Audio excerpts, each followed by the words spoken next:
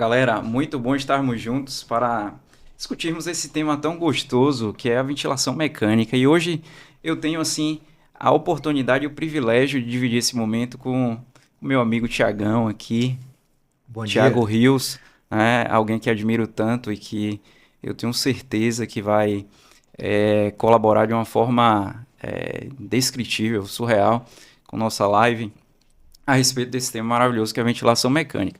Então, não se desconecte, convide seus amigos, vamos juntos hoje fazer o que, Tiagão? Descomplicar. Descomplicar. Eu acho que o caminho é esse. Descomplicar é um tema que é difícil de fato, é um tema que vocês na prática, quer seja aqueles que vão buscar uma especialização em terapia intensiva, quer seja aqueles que estão na unidade de pronto atendimento, quer seja aqueles que estão ali no pronto atendimento em qualquer situação social, entubar o paciente e levar esse paciente ao suporte ventilatório, é algo desafiador, algo complexo, a gente sabe disso, mas mais do que ser complexo, difícil, a nossa intenção aqui é trazer de forma didática, mas algo que vocês possam lembrar na sua prática clínica. Por isso que a nossa temática mais assertiva é tentar descomplicar algo difícil, mas algo que vocês podem mudar desfechos. E a nossa intenção seria essa. Então é um prazer muito grande estar aqui discorrendo sobre uma temática que talvez salve vidas, e é isso que a gente quer trazer com uma forma bem resumida. Hoje a intenção da gente é resumir essa temática, trazer tópicos relevantes, né? Que a gente possa aí trazer pelo menos, trazer para vocês a luz do conhecimento de forma resumida, descomplicada e, acima de tudo, que vocês possam levar para a prática clínica de vocês. É um prazer também. Tiaguinho é um cara que, além de meu amigo, é um cara que eu admiro, e eu tenho certeza que a gente vai aí juntos poder levar o melhor para vocês. E vocês perceberam que aqui é quase uma dupla de Bebeto e Romário, né? Tiagão e Tiaguinho. Como eu falei antes, assim, é um privilégio a gente poder, Tiago, tornar esse tema que é aparentemente tão complexo, né, em algo mais simples, né? A gente está lidando diretamente hoje com estudantes, né, da academia, estudantes de medicina e eu presumo também um volume de médicos que tem pouco tempo de formação, pouca experiência aí. A sensação que eu tenho é que quando nós olhamos inicialmente o ventilador mecânico, ele parece um bicho de 7 cabeças, mas nós entendemos também que tudo, né, toda forma de aprendizado, ela requer de fato um caminho, uma estratégia. E a nossa intenção aqui hoje, como foi bem colocado por você, é descomplicar. E os nossos amigos eles vão perceber que, apesar de ser um tema bem amplo, e né, mas ele é um tema que ele é facilmente, né, ele pode ser facilmente aprendido se utilizada uma metodologia adequada. E estamos aqui para isso, estamos aqui para ajudar você. Não se preocupe, continue conosco, tá bom? Nesse sentido, nós aproveitamos o ensejo, né, Tiagão, e trazemos para o nosso público, assim, de uma forma inédita e em primeira mão, a nossa proposta para esse processo de aprendizado. Porque hoje é só um pontapé inicial. Hoje nós estamos aqui para desmistificar conceitos que são básicos, mas eles são conceitos iniciais, são importantes, eles serão utilizados na prática clínica, mas eles são conceitos iniciais. E aí nós, de uma forma toda especial, com muita dedicação, nós preparamos para o nosso público, para os nossos amigos, para os nossos alunos, para os nossos colegas, um treinamento básico em ventilação mecânica, que eles, de uma forma descomplicada, poderão seguir tutoriais, assistirem às aulas. E veja que legal, vocês ainda terão a oportunidade de estarem conosco ao longo de um ano, porque nós vamos oferecer suporte via WhatsApp para você tirar dúvida a respeito de todo esse material que a gente preparou para você. Inclusive, o mais legal, Tiagão, é porque o plantonista ele vai poder fazer um videozinho lá do ventilador e mandar para a gente, né? Poxa, eu tenho aqui uma sincronia, né? Que tipo de assincronia é esse? É essa sincronia? Como é que eu posso resolver? Então, em primeira mão, a gente vai ter a oportunidade também de dar a você um suporte. Poxa, eu estou estudando desmame, mas não ficou claro para mim, não é? Se o meu paciente, nessa circunstância, ele pode ser desmamado, né? Será que tecnicamente algo pode ser feito nesse sentido? Eu posso receber uma orientação? Perfeito, Tiaguinho. E assim, a gente fala no nosso curso, inclusive, sobre essa questão de quem deve direcionar e gerenciar a ventilação mecânica, né? Então, talvez vocês médicos que estejam na prática clínica, as dúvidas vão surgir na prática clínica. Mas vocês entendam ali que, de repente, a eleição do modo X ou Y não tem diferença em relação à estatística de mortalidade, mas vocês vão conseguir conduzir. Mas na prática clínica, as dúvidas vão chegar, né? E dentro da inter e multidisciplinaridade, vocês vão conseguir dialogar com a equipe de forma muito mais assertiva, mesmo quando a dúvida existir. Então, e essa tutoria, esse acompanhamento aí ao longo desse ano, a gente vai poder, de forma dinâmica, ali estar disponível para tirar dúvidas e ali, acima de tudo, poder trazer menos complexidade na condução desse paciente. Essa é a nossa intenção, né? A gente sabe que falta, sim, formação, né, nesse sentido da condução da ventilação mecânica, tanto na academia quanto aqueles médicos que já estão na prática clínica ali lidando com o paciente ventilado. Algumas vezes direciona única e exclusivamente ao fisioterapeuta a condução do paciente ventilado, mas a nossa linguagem aqui é uma linguagem de ter essa interdisciplinaridade acima de tudo conduzindo esse paciente. Então, estaremos sim disponíveis, longe da gente querer esgotar essa temática em uma live, que a gente está aqui só para resumir tópicos importantes, resumir essa temática em um curso, a qual a gente fez com muito carinho, pensando em todas as particularidades das dúvidas, pensando no que o Tiaguinho acabou de falar, naquele momento que você vai lidar com o paciente, você fala assim, poxa, ele não está bem em PSV, o que fazer?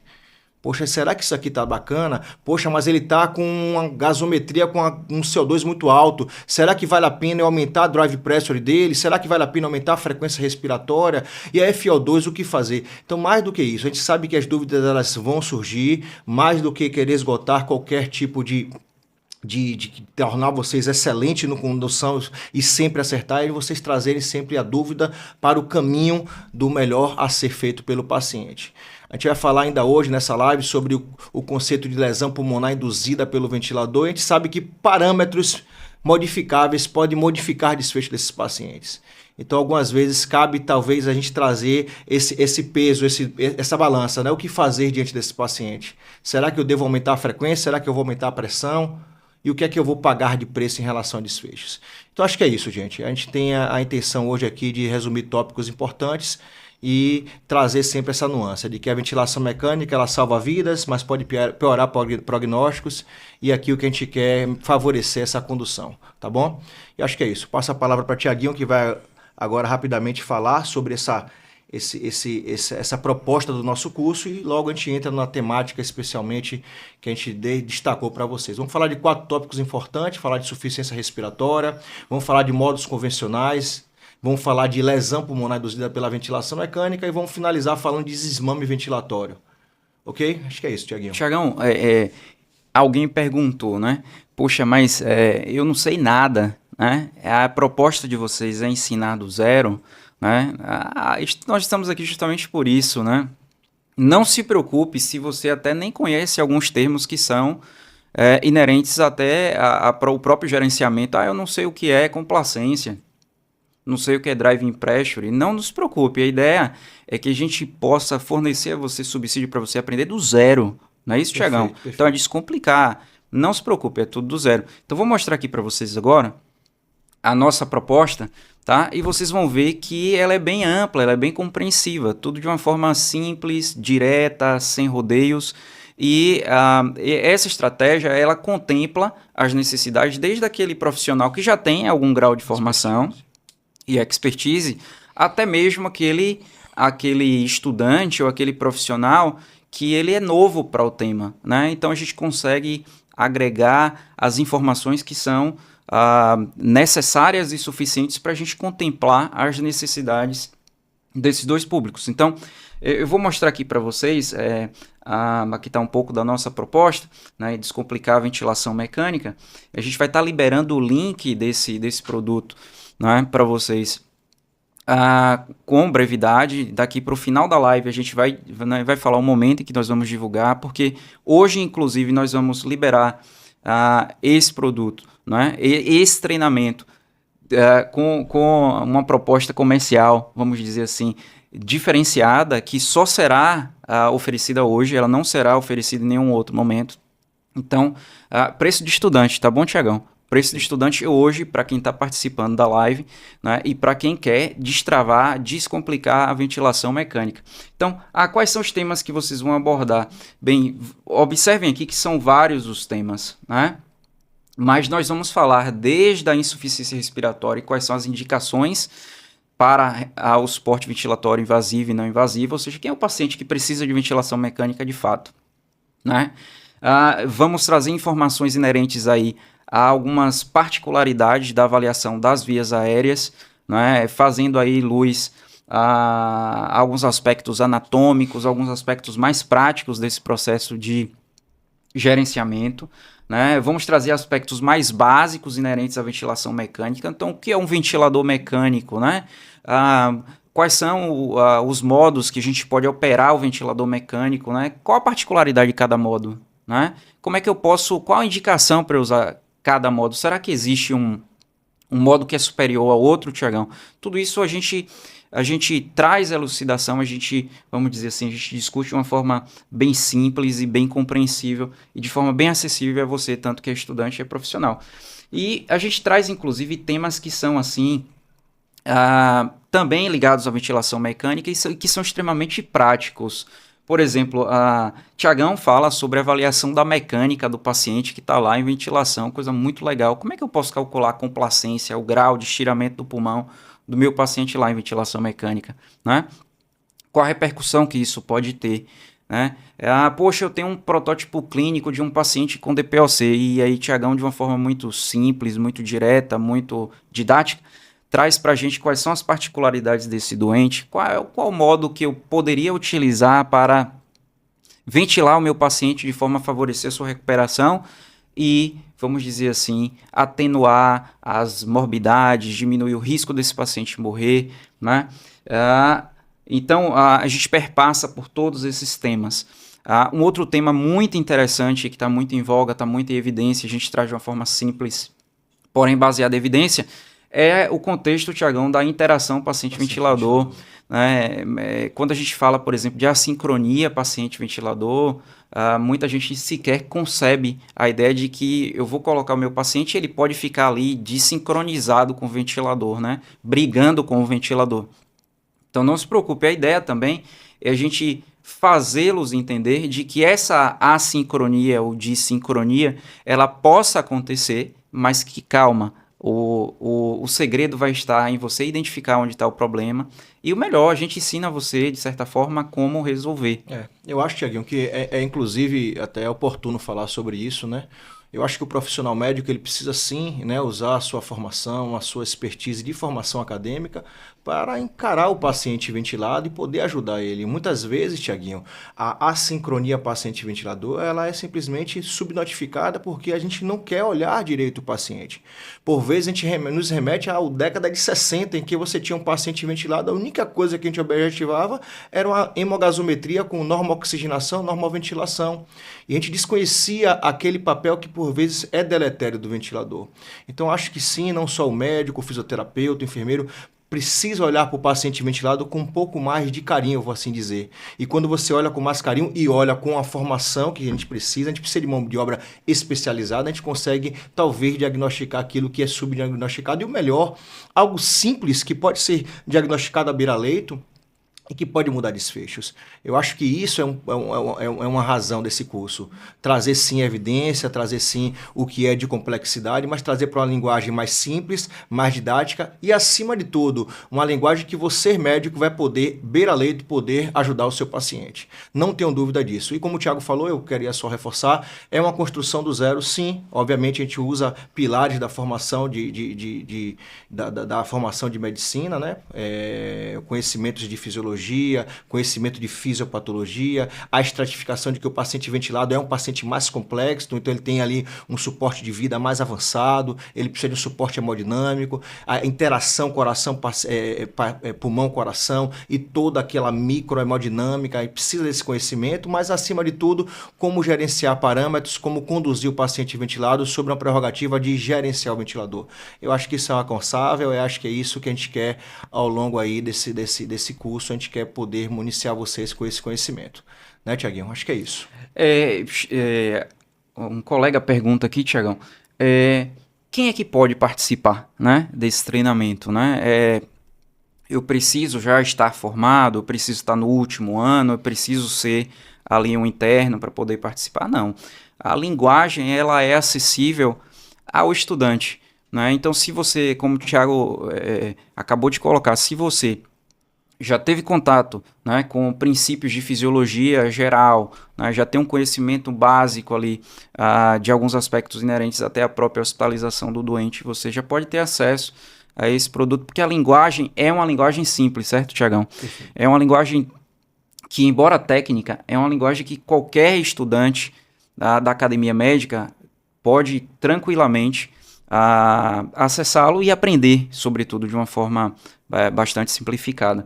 Então, o que a gente gostaria de destacar antes da gente começar em si o nosso bate-papo é o fato de que isso não é apenas um treinamento, né? Não é um curso, não é algo que a gente quer vender simplesmente. A gente quer prover a você um tutorial prático, né? Ou seja, as informações que aqui serão disponibilizadas são informações, de certa forma, práticas, né? Não são informações apenas de conteúdo teórico em si, mas são informações que vão te direcionar para a aplicação prática. Até porque, Tiago, na prática, quando você é estudante, quando você é médico, você vai lidar com a perspectiva de entubar o paciente, existe aí talvez um checklist de perguntas que traduzem a complexidade. A primeira coisa é avaliar a via aérea do paciente. A segunda coisa, acessar a via aérea do paciente. Ótimo, primeira etapa vencida. Depois que você coloca o paciente no ventilador, vocês não podem esquecer esse paciente e deixar sob o cargo de uma ou outra profissão. Vocês têm que fazer parte de uma equipe. E aí vem as perguntas básicas. Que modo eu vou colocar agora? Até porque muitas vezes você não vai ter um fisioterapeuta disponível ali naquela unidade que você está. Então, você sedou o paciente, qual modo ventilador eu vou utilizar? Quais são as prerrogativas básicas para esse modo funcionar? Poxa, Tiago, mas eu estou com um paciente ali na sala vermelha, já tem 2, 3, 4 dias, eu percebo que a causa que o levou para o ventilador está potencialmente em fase de resolução, eu estou vendo que sedação é demais, talvez, para ele. Preciso melhorar, diminuir a sedação. O que fazer nesses pacientes? Eu vou colocar esse paciente em modo assistido, em que o paciente começa a participar ali com atividade muscular respiratória. E aí, quando eu estou com esse modo, eu já vou pensar o que é que falta para tirar esse paciente do ventilador e entubar esse paciente. Então, é esse caminho que a gente quer descomplicar, para que você esteja aí mais seguro na tomada de decisão, ou pelo menos na interlocução com as equipes. É esse caminho que a gente quer, descomplicar. Que modo utilizar, de que forma eu vou fazer, o que pode ser bom, o que pode ser ruim, quando o custo-benefício ele vale a pena acessar o risco. Por exemplo, nós tivemos recente a casuística da Covid, em que a gente ventilava pacientes com parâmetros extremamente elevados, era uma conduta de exceção, mas por vezes necessário. Mas na prática clínica habitual, o que fazer? O que é que a gente pode estratificar de risco quando eu coloco um parâmetro que eu não deveria? Eu vou assim dizer. Então é esse caminho que a gente quer simplificar, da intubação até a retirada do paciente do ventilador. E aqui hoje é importante trazer essa linha cronológica, porque Tiago vai falar de insuficiência respiratória, logo eu vou falar de ventilação, modos convencionais, depois eu vou falar um pouquinho de lesão pulmonar induzida pelo ventilador e Tiaguinho finaliza falando de desmame. Então é esse caminho que a gente quer nesse momento trazer para vocês. Do início ao fim desse suporte ventilatório e desse gerenciamento. Eu acho que é isso, tá bom? Pois Tiagão, vamos começar o nosso bate-papo, então, de forma mais técnica, né, trazendo para o nosso público aqui as informações de fato que a gente selecionou com muito carinho sobre ventilação mecânica. Então, essa é a sua oportunidade, se você ainda não teve contato, de entrar em contato com esse tema e a gente está aqui à disposição para ajudá-lo, tá bom? De uma forma muito carinhosa, de uma forma muito disponível, tá bom? Então vamos lá, a ideia é que de fato a gente possa introduzir esses conceitos mais básicos para o gerenciamento do ventilador mecânico. E a gente começa com, eu vou projetar aqui, uma primeira informação que é bastante relevante quando se trata de ventilação mecânica, que é quem precisa de ventilação mecânica, né? Mas você pode se perguntar assim, poxa, mas quando eu estou lá na minha prática clínica, eu vejo que tem pacientes que são direcionados a receberem o suporte ventilatório. Mas uma coisa básica, né, quem é que merece, de fato, né, receber a ventilação mecânica, receber o ventilador mecânico? Né, receber ali uma via aérea que a gente chama de via aérea artificial, porque esse paciente ele vai ser entubado, né, e vai ser, então, manejado a partir de então com o uso de um ventilador que proporciona ventilação artificial. E aí, obviamente, a gente tem que começar pelo começo, né? Quem é que precisa ser, então, entubado e receber ventilação mecânica? Tiagão já trouxe aí para a gente, de certa forma, uma informação bem relevante, que é o fato de que os pacientes que requerem ventilação mecânica são aqueles pacientes que desenvolvem o que chamamos de insuficiência respiratória, né? Nesse sentido, nós temos critérios objetivos para a gente determinar quando o meu paciente está em insuficiência respiratória.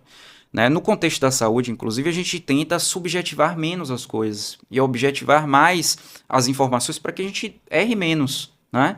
Então, nesse sentido, quais são as informações baseadas em evidências que nós trazemos para vocês e que são indicações, vamos dizer assim, indicações objetivas, sumárias, de que meu paciente precisa ser ventilado? Então, eu trouxe aqui as principais indicações para os pacientes eles receberem via aérea artificial e, por conseguinte, ventilação mecânica invasiva.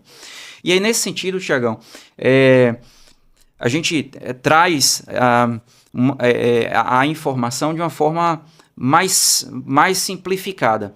Em que sentido, Tiago? Bem, vamos entender que insuficiência respiratória é uma condição clínica que é expressa, ela é evidenciada pela incapacidade dos meus pacientes de fazerem o quê? De respirarem de forma adequada. E se eu não respiro de forma adequada, eu não faço a troca gasosa de forma adequada. Então, isso impacta onde? Na oxigenação do meu paciente. Né? E, obviamente, se o meu paciente não oxigena bem, ele desenvolve disfunções orgânicas. E se ele desenvolve disfunções orgânicas, o risco que ele tem de morrer é grande. Assim sendo, as indicações de ventilação mecânica, elas se baseiam, sobretudo, na gravidade, né, inerente ao comprometimento ali da oxigenação que o meu paciente tem. Então, olha que racional legal, né? Poxa, o meu paciente está sofrendo para respirar? Tá, ele está sofrendo, eu consigo ver sinais de que há sofrimento ali para respirar, sinais de angústia, né, para respirar. Então, associado a isso, eu tenho um comprometimento da oxigenação do meu paciente? Sim, tenho. Bem, esses elementos podem nos fornecer subsídios iniciais de que o meu paciente de fato precisa receber suporte ventilatório. Mas aí entra uma outra questão. Tiago, eu sei que tem suporte ventilatório não invasivo. E quando é que eu vou saber se é invasivo ou não invasivo? Veja que coisa interessante. O que vai me dizer, né, eu costumo dizer o pulo do gato, é a gente ter uma ideia do tempo de resolução da causa que levou esse paciente a ficar em insuficiência respiratória. Então vamos pensar em duas situações clínicas, Thiago, que são situações clínicas um tanto quanto corriqueiras. Né?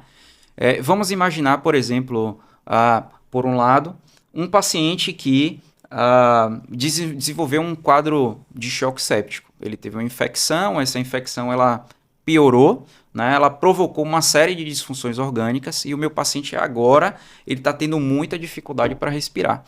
Eu vou conseguir resolver esse choque séptico em algumas poucas horas?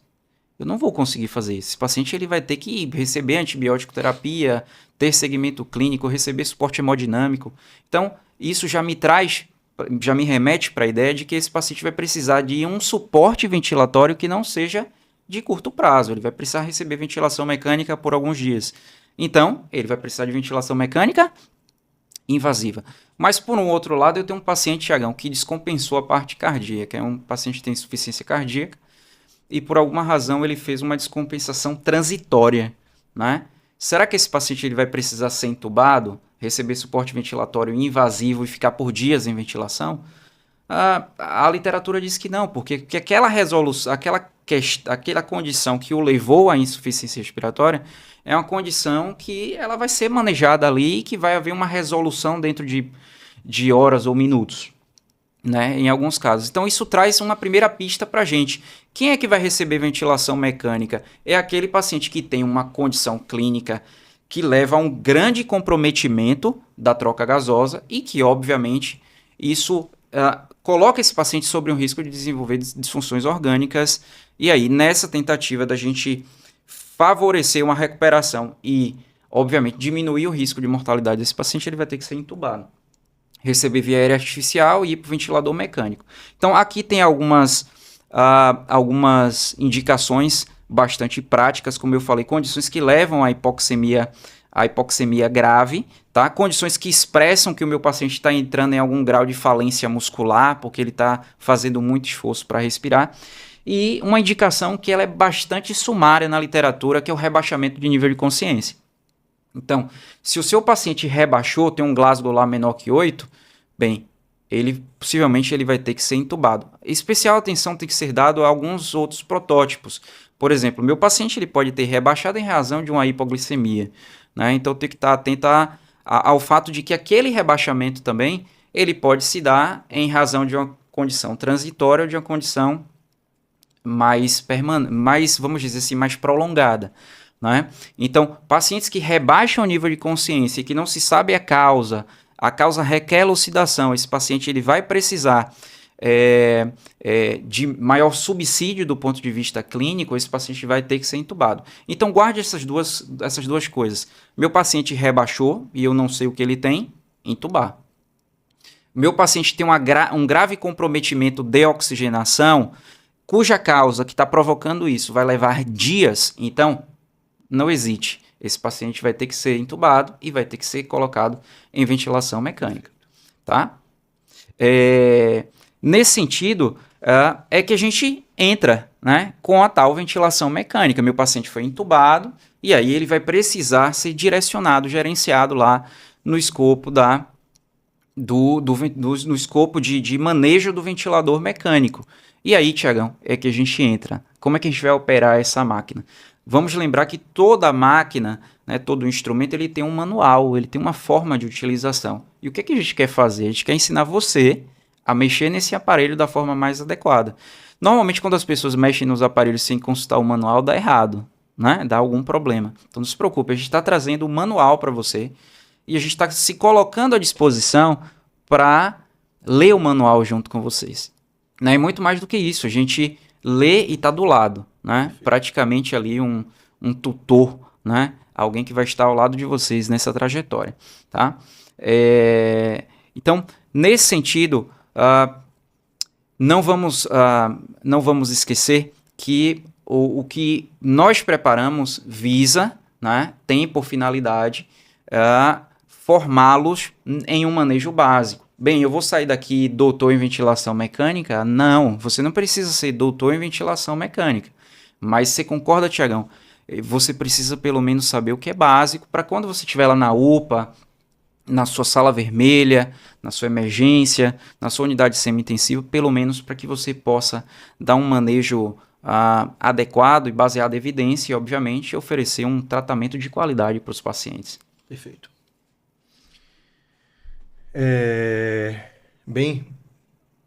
Vamos aqui então projetar alguns slides para resumir um pouco o que o Thiago falou, né? Ser redundante. A gente acredita que redundância é aprendizado. E tem uma coisa que a gente sempre fala no nosso curso, né? E é redundante, falar que a ventilação mecânica ela é uma faca de dois gumes. Ela salva vidas, mas ela piora o prognóstico. Então, todas as vezes que você tem um paciente no ventilador, você tem que entender que o curso clínico desse paciente traduz alguma gravidade. Então, conduzir esse paciente da melhor forma, talvez seja algo mais assertivo. Então, eu separei alguns slides aqui para falar com vocês sobre os modos ventilatórios básicos. Mas algo que é primário nesse entendimento é o entendimento de que a ventilação mecânica ela é um princípio antifisiológico. Isso tem que estar muito claro para vocês, né? Como a gente falava lá no início da apresentação, a gente falava de entendimento de fisiologia. A gente sabe que a fisiologia respiratória requer um gradiente de pressão negativo, então o diafragma contrai, gera um gradiente de pressão e você consegue inspirar o ar. Quando esse paciente vai para o ventilador, a gente está indo contra uma fisiologia. Então isso tem que estar muito claro. É um princípio antifisiológico E isso é o que vai traduzir desfechos ruins. Então, por mais expertise, Tiaguinho, que você tenha, por mais expertise, meus colegas, alunos, que vocês tenham diante da ventilação mecânica, foque em tirar o paciente do ventilador. Eu costumo dizer que o melhor profissional não é aquele que mais entende de assincronias e tem capacidade de identificar assincronias, mas é aquele que tem no seu foco, no seu checklist diário, a tentativa de tirar o paciente do ventilador. Então, se o paciente está no modo VCV por muito tempo, você precisa entender que esse paciente ele vai ter mais danos à musculatura respiratória, ele vai sair do ventilador com mais dificuldade, ele vai ter um tempo de ventilação mecânica prolongado, isso traduz claramente piora de prognóstico. Desculpa lhe interromper, Tiagão. Eu costumo sempre dizer aos meus alunos que tem duas coisas que a gente coloca no manejo do paciente que a gente já coloca pensando em tirar, né? Oxigênio e ventilação mecânica, porque por vezes a gente acha que são coisas inofensivas, né? Poxa, aí vai ajudar o paciente, mas como você disse de uma forma excepcional, o paciente precisa usar a ventilação mecânica, mas é uma faca de dois gumes. Ao passo que eu deixo esse paciente na ventilação, eu faço o quê? Eu impeço o meu paciente de usar a sua musculatura e tudo que a gente não usa entra em desuso. Perfeito. E aí nesse conceito, aí eu volto aqui à projeção dos slides, nesse conceito mais básico, eu vou assim dizer, a gente divide o modo ventilatório em 4 fases. A fase de disparo, a fase de oferta do fluxo, ciclagem e expiração. Ou seja, é um princípio antifisiológico e ele é cíclico. Então, como ele é cíclico, ele tem que começar e ele precisa terminar. E eis aqui as fases do ciclo ventilatório no paciente ventilado. Disparo, oferta do fluxo, ciclagem e expiração. Disparo, como o próprio nome sugere, é algum dispositivo que vai fazer a máquina disparar, começar a entender que o paciente precisa de ar. Depois que a máquina dispara, ela vai ofertar o fluxo. É a fase expiratória propriamente dita. Como o pulmão é um órgão elástico, ele vai vencendo aquele limite elástico, ele precisa exalar, senão literalmente o pulmão poca, não é isso? Então, existe aí a terceira fase do ciclo, que é a ciclagem. É a fase em que o ventilador fecha a válvula inspiratória, abre a válvula exalatória e o paciente exala. E o paciente exala através de um processo passivo. Quer seja o Tiaguinho que está aqui respirando de forma fisiológica, quer seja seu João que está ventilando de forma artificial, a expiração de ambos é um processo passivo. Óbvio, o pulmão ele armazena energia cinética, enche de ar e depois ele esvazia de forma passiva. E são esses 4 ciclos, né, os ventilatórios, que vai conduzir a modalidade ventilatória desse paciente.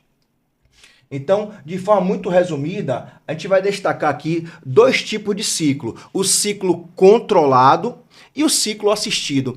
E aqui o termo já se explica, né? O que é o ciclo controlado na ventilação mecânica? É aquele ciclo em que o ventilador ele faz o papel de controlar o disparo da máquina. Né? Já o ciclo assistido é aquele ciclo em que o paciente ele só vai receber ar se ele tiver músculo respiratório. Então ele vai contrair o diafragma, vai sensibilizar o ventilador e o ventilador vai mandar ar para ele. Eis aqui um ajuste que é a sensibilidade. O advento da sensibilidade descaracterizou o modo unicamente controlado. Hoje a gente fala em 2 tipos de modos básicos de ventilação mecânica. O modo assisto controlado e o modo assistido. Alguns autores trazem modos espontâneos, ciclos espontâneos, mas eu e o Tiaguinho, assim como outros autores, a gente acha que esse termo ele não é sinérgico com um princípio tão antifisiológico. Então, no nosso curso, a gente vai direcionar todo o entendimento de modos ventilatório em modo assistido, assisto controlado e modo assistido. E o que é que vai definir que aquele ciclo disparado pelo ventilador foi assistido ou foi controlado? Simplesmente se o paciente conseguir ter drive muscular, sensibilizar, sensibilidade, guarde isso. A sensibilidade é um advento muito interessante na ventilação mecânica, porque através da sensibilidade que eu programo, eu consigo falar o seguinte para o ventilador: ventilador, mande ar para o paciente, mas ventilador, se esse paciente contrair o diafragma, entenda que ele está pedindo ar por um outro mecanismo. Então, a partir desse entendimento de sensibilidade, você vai caracterizar o modo no modo assisto controlado e no modo meramente assistido. Opa, Tiago, aqui eu já comecei a entender. Então, o modo que é só assistido, o paciente só vai receber ar se ele tiver drive muscular. Então, eu vou ter um modo, por exemplo, no PSV, que eu vou falar muito rapidamente. já que a intenção aqui é só trazer nuances mais básicas e mais claras didáticas para um entendimento mais complexo, eu vou assim dizer. Mas no modo PSV, por exemplo, o paciente ele precisa ter drive. Pô, Thiago, mas o paciente está com drive muscular. Ele está ainda sedado, está com um manejo de sedação que permitiu ele ter drive. Eu coloquei ele em modo PSV, mas eu tenho medo, Thiago, de ele não contrair o diafragma e ele entrar em apneia. Opa, aí tem um outro artifício de manejo que é o backup de apneia. Se o paciente estiver em modo PSV em X segundos, que eu calculo, ele não entrar, o ventilador entra com o modo controlado. Então, nesse momento, eu queria que vocês entendessem.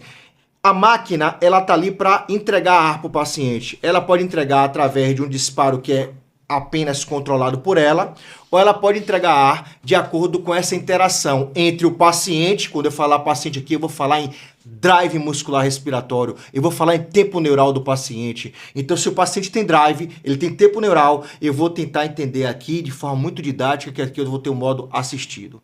Então, nesse momento, eu queria que vocês pegassem essa ideia, que a sensibilidade nos possibilita hoje eu ter modo assisto controlado e modo assistido. Vamos entender isso de forma mais clara quando falarmos dos modos ventilatórios. Então, baseado no tipo do controle exercido sobre o ciclo ventilatório, nós vamos aqui ter 3 modos convencionais, que é o modo volume controlado, modo VCV, o modo pressão controlado e o modo pressão de suporte, o PSV.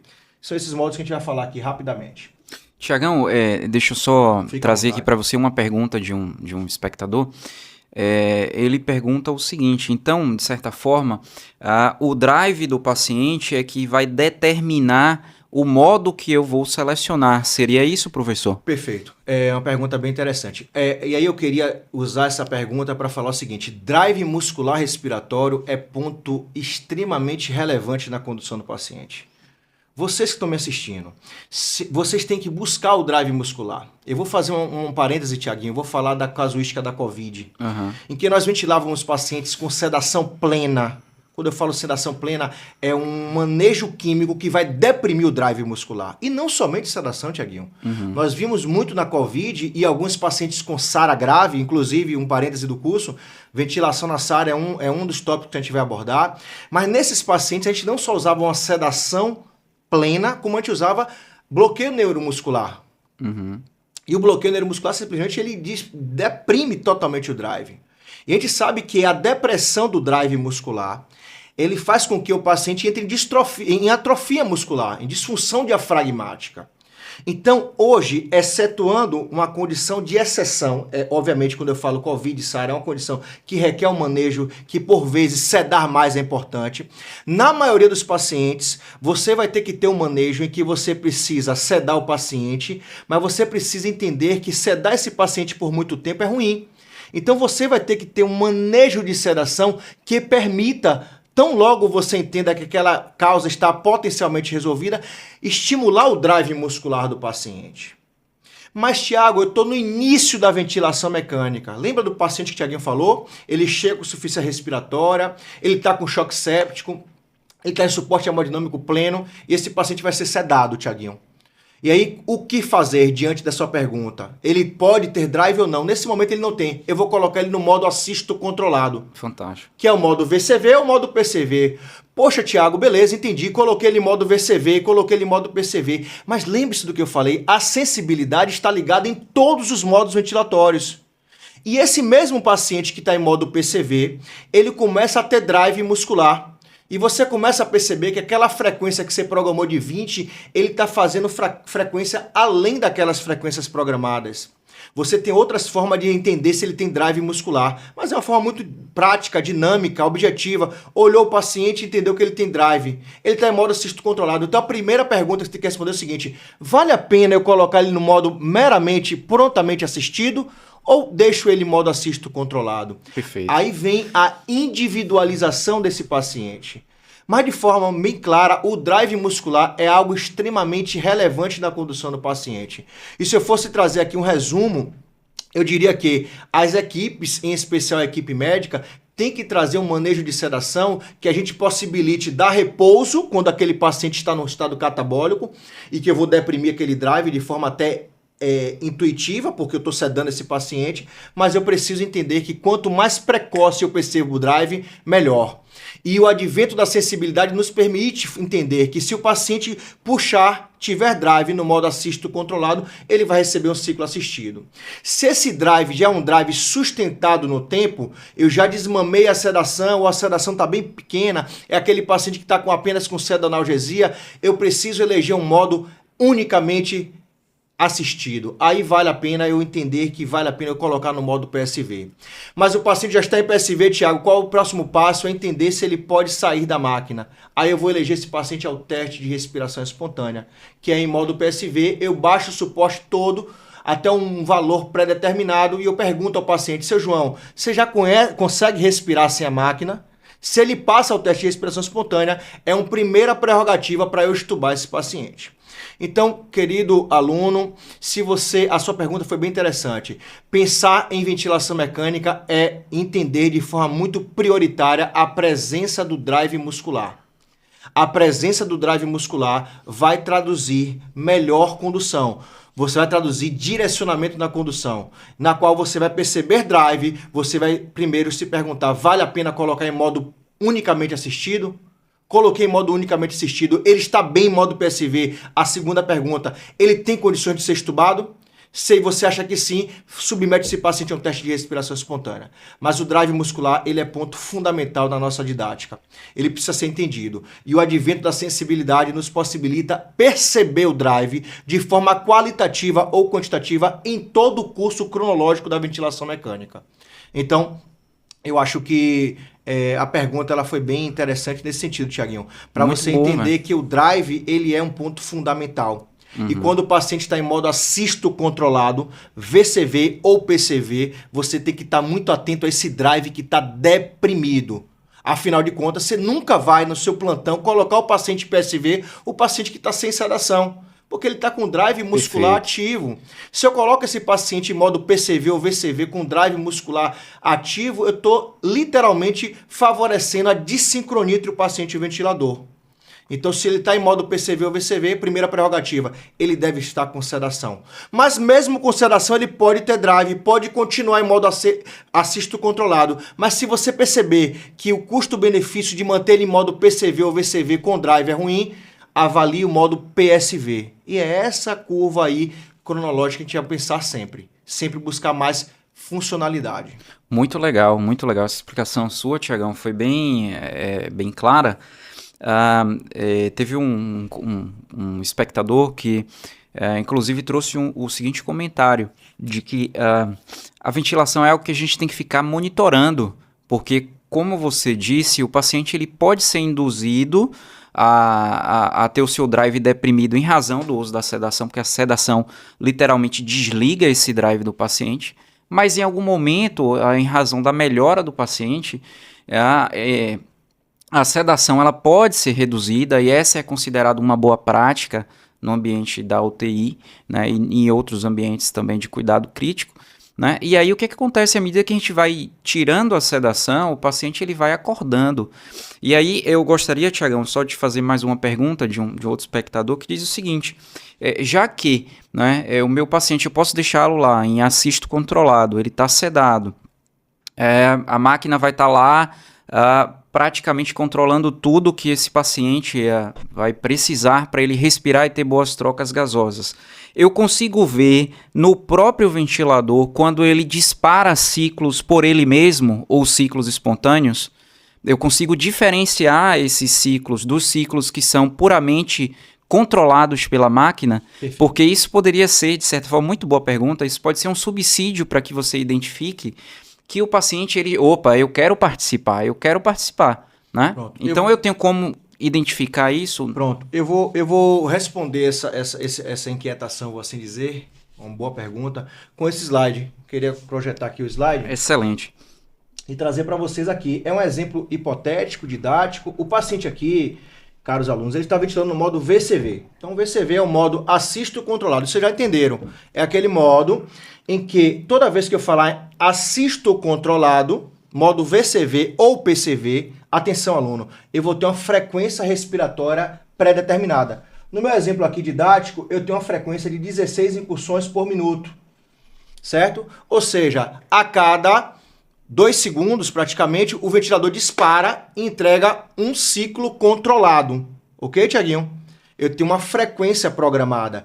O modo assisto controlado, guardem isso. Eu tenho uma frequência respiratória programada, pré-determinada pelo operador. 20, 30, 20, 25, no meu caso aqui, 16. Então, 60 dividido por 16 vai dar o quê, Tiaguinho? Você que é bom de matemática. A cada 2 segundos, vou botar Mais assim, ou menos. o ventilador vai disparar. Quando ele dispara, ele vai entregar o que para o paciente? Atenção a quem fez a pergunta. Ele vai entregar um ciclo ventilatório que eu vou ter 500 ml, né, que eu defini, é um variável de controle. Eu vou ter, no modo VCV, um fluxo que eu vou determinar. Lembrando que fluxo é a velocidade com que esses 500 ml ele é ofertado. Então, a PIP e FO2 sempre é uma variável de controle independente do modo, certo? Então, falou em modo assisto controlado, eu vou ter uma frequência programada. Se eu tenho frequência programada, eu tenho um disparo a tempo. Disparo a tempo. 20 incursões por minuto.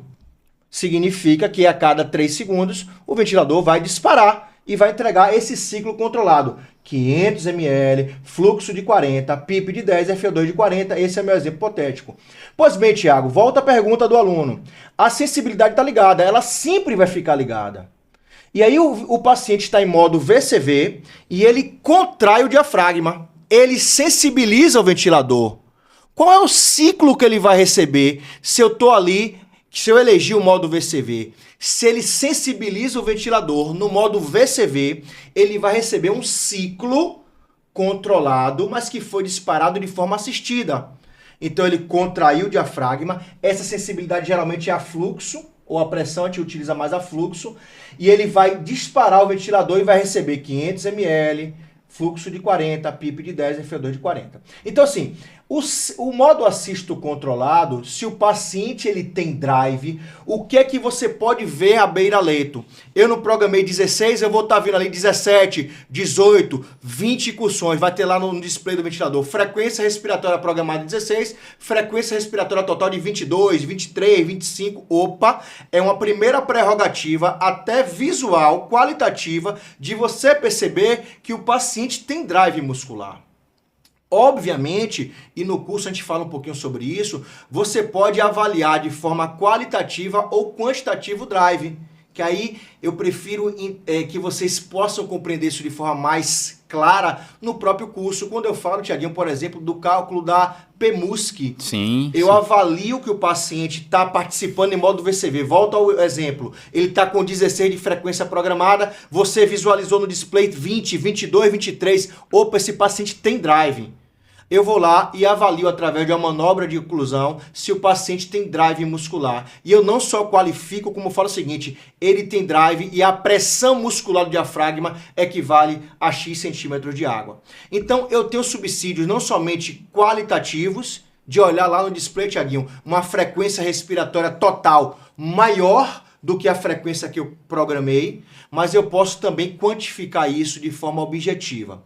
Uma outra prerrogativa que traduz uma boa propedêutica no paciente ventilado é de simplesmente você perceber que o paciente tem drive. Frequência programada é 16, frequência total de 20.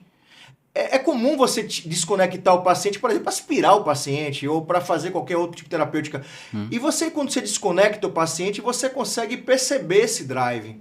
Eu já tive situações de minha prática clínica, Tiago, de o paciente estar em protocolo de morte cefálica, em que o paciente tem ausência de reflexo de tronco e tem drive muscular zero. E esse protocolo ser suspenso porque algum colega do plantão percebeu o drive muscular e colocou o paciente que estava em protocolo de morte cefálica em modo PSV. Será que foi isso mesmo? Nesse caso, essa percepção do drive, voltando à pergunta do colega, foi uma percepção equivocada. Esse paciente estava fazendo uma sincronia chamada autodisparo. É muito comum, depois do filtro que tem lá no circuito, você bota um filtro que ele é um trocador de calor, você condensar a água. E a vibração da água, quando literalmente o fluido passava, o ar passava, vibrava o circuito e disparava o ventilador, porque vencia aquela sensibilidade. Talvez a sensibilidade estivesse mal ajustada, mas talvez aquela vibração foi o suficiente para sensibilizar o ventilador. Nesse exemplo, e aqui didático, esse disparo, esse drive não era um drive fisiológico, era uma sincronia que a gente chama de autodisparo. Então, de forma muito objetiva e respondendo a sua pergunta, a percepção do drive ela pode ser unicamente você olhando o display do ventilador. Em que modo bacana. Então, assisto controlado, por exemplo, tem frequência lá programada de 16 e você tem uma frequência total de 25. Então, eu vou ter acesso na tela do ventilador a dois parâmetros. Dois parâmetros. Né? Frequência total e a frequência programada. Lembrando que legal. que, Tiaguinho, que onde é que você tem frequência respiratória programada? Apenas no modo assisto controlado. Perfeito. Quais são os tipos de modo assisto controlado que a gente tem de forma rápida e descomplicada? PCV e VCV. Aí... Okay? E aí você tem de forma muito clara, quando é que eu vou utilizar o modo assisto controlado? No início da ventilação, quando o manejo da sedação, você entende que o drive está totalmente ou muito potencialmente deprimido. E você coloca lá o paciente em VCV e em PCV. Volta ao questionamento do aluno. Você colocou em PCV, em VCV, independente de manejo de sedação, você percebeu que ele tem drive muscular ativo. Por exemplo, Tiago, eu posso ter um drive muscular inerente a uma acidose metabólica. A acidose metabólica, a compensação da acidose metabólica é uma alcalose respiratória. Então o paciente vai ter um estímulo químico para respirar mais. E algumas vezes, a despeito de estar muito sedado, ele tem drive. Nessa situação, você vai perceber drive, mas não necessariamente você vai direcionar esse paciente para o modo PSV, porque nesse caso aqui didático, talvez valha a pena o médico reavaliar o manejo de sedação, porque nesse momento talvez menos seja mais, e talvez seria mais interessante eu ter esse paciente mais sedado. Mas voltando de forma muito redundante e talvez muito didática, voltando ao questionamento, a presença do drive pode ser percebida no próprio display do ventilador, pode ser percebida através de manobras específicas que a gente não só qualifica a presença do drive, mas quantifica a pressão muscular. E você pode ver isso também na própria inspeção do paciente. Algumas vezes o drive está ali saltando aos nossos olhos e você insiste em manter o paciente em PCV e VCV. Isso talvez seja um equívoco, porque presença do drive, até que prove o contrário, significa remanejar o modo ventilatório e talvez colocar esse paciente em um modo mais próximo da extubação. Volta cronologicamente. Modo assisto controlado, modo assistido, extubação. Então isso para mim tem que ficar muito claro, essa curva cronológica do paciente ventilado. Perfeito. Então, Tiagão, só trazendo uma informação, dentre as muitas informações excelentes e práticas que você trouxe, uma informação assim sumarizada. Então, quer dizer que toda vez que o meu paciente for sedado, então que ele tiver o seu drive inibido, eu inicio por uma modalidade assisto controlada, que seria ou PCV ou VCV. Né? Tiago, tem outros tipos de modo? Tem, mas como a ideia aqui é descomplicar, a gente tem que trazer algo que é comum a todos os ventiladores. Quando você fala em ventilação mecânica, você vai reportar a evolução tecnológica. Mas o que está disponível ao beira-leito do paciente que está em uma UPA, no hospital público, ou ao paciente que está no hospital de ponta? O que está disponível em todos os ventiladores são essas modalidades, PCV, VCV e PSV. Então, sedou, volta ao seu exemplo, sedou, modo assisto controlado. Que modalidade escolher, VCV ou PCV? Vou falar disso já já. Aí a gente entra numa discussão do ponto de vista científico é muito interessante, né?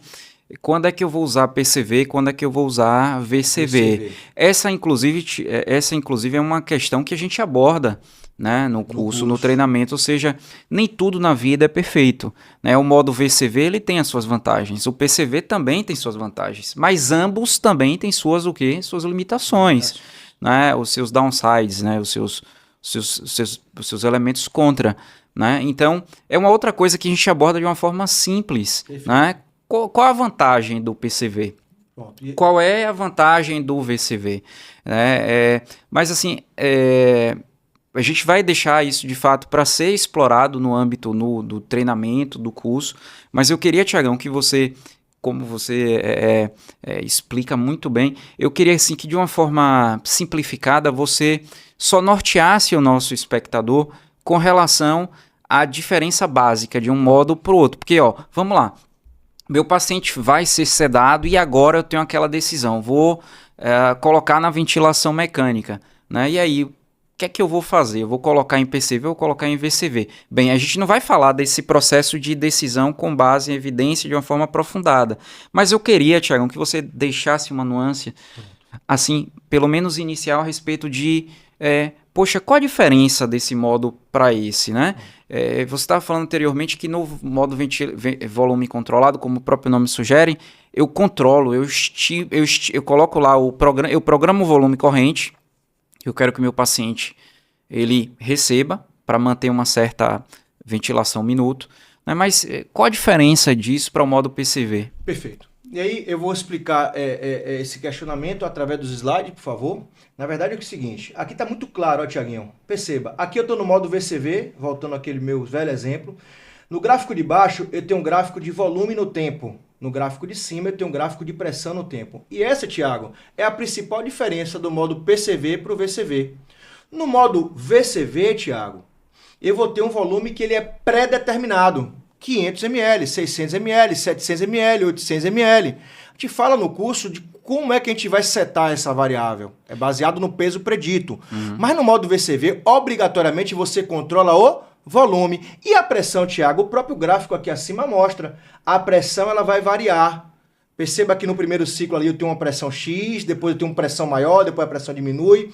Obviamente aqui é uma situação hipotética e didática, mas o que eu quero dizer para vocês é que a diferença do modo VCV para o PCV é que no modo VCV eu controlo o volume e a pressão ela vai variar de acordo com a alteração da impedância. Nesse sentido, Tiagão, a pressão, você se refere à pressão do sistema respiratório, isso. Seria isso?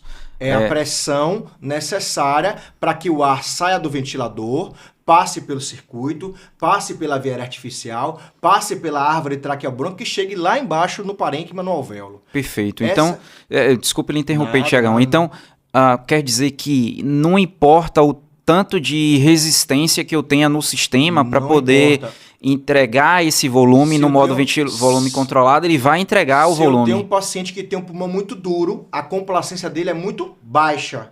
Obviamente, para 500 ml chegar e passar por toda a árvore traqueobronca e chegar ao alvéolo, eu vou ter uma pressão maior.